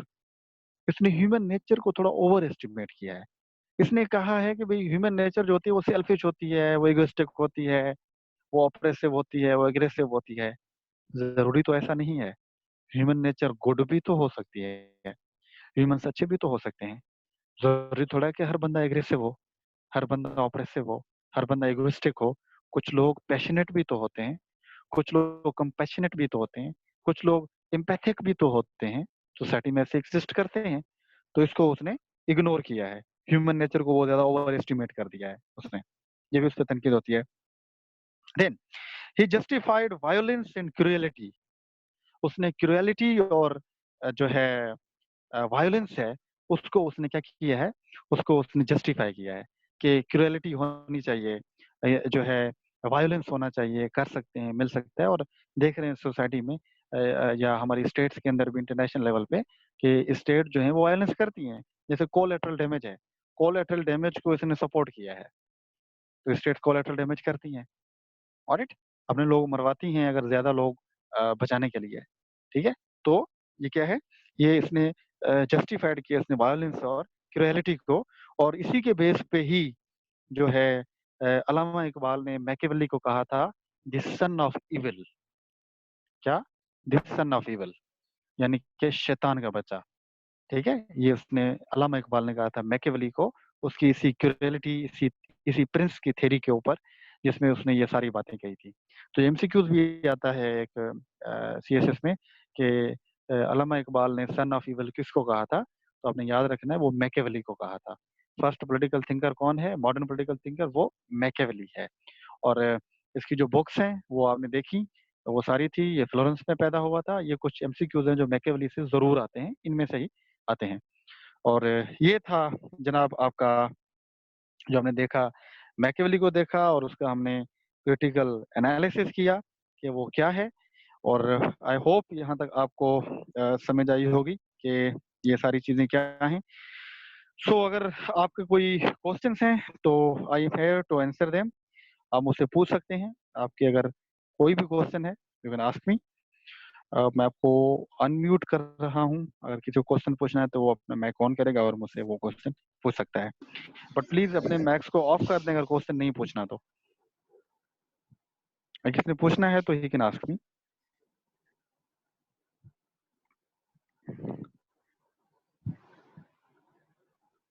Any question if you guys have?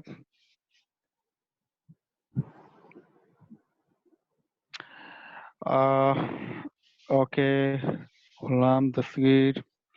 We usually encounter with the Machiavellian and Machiavellianism terms while reading newspapers or books of history.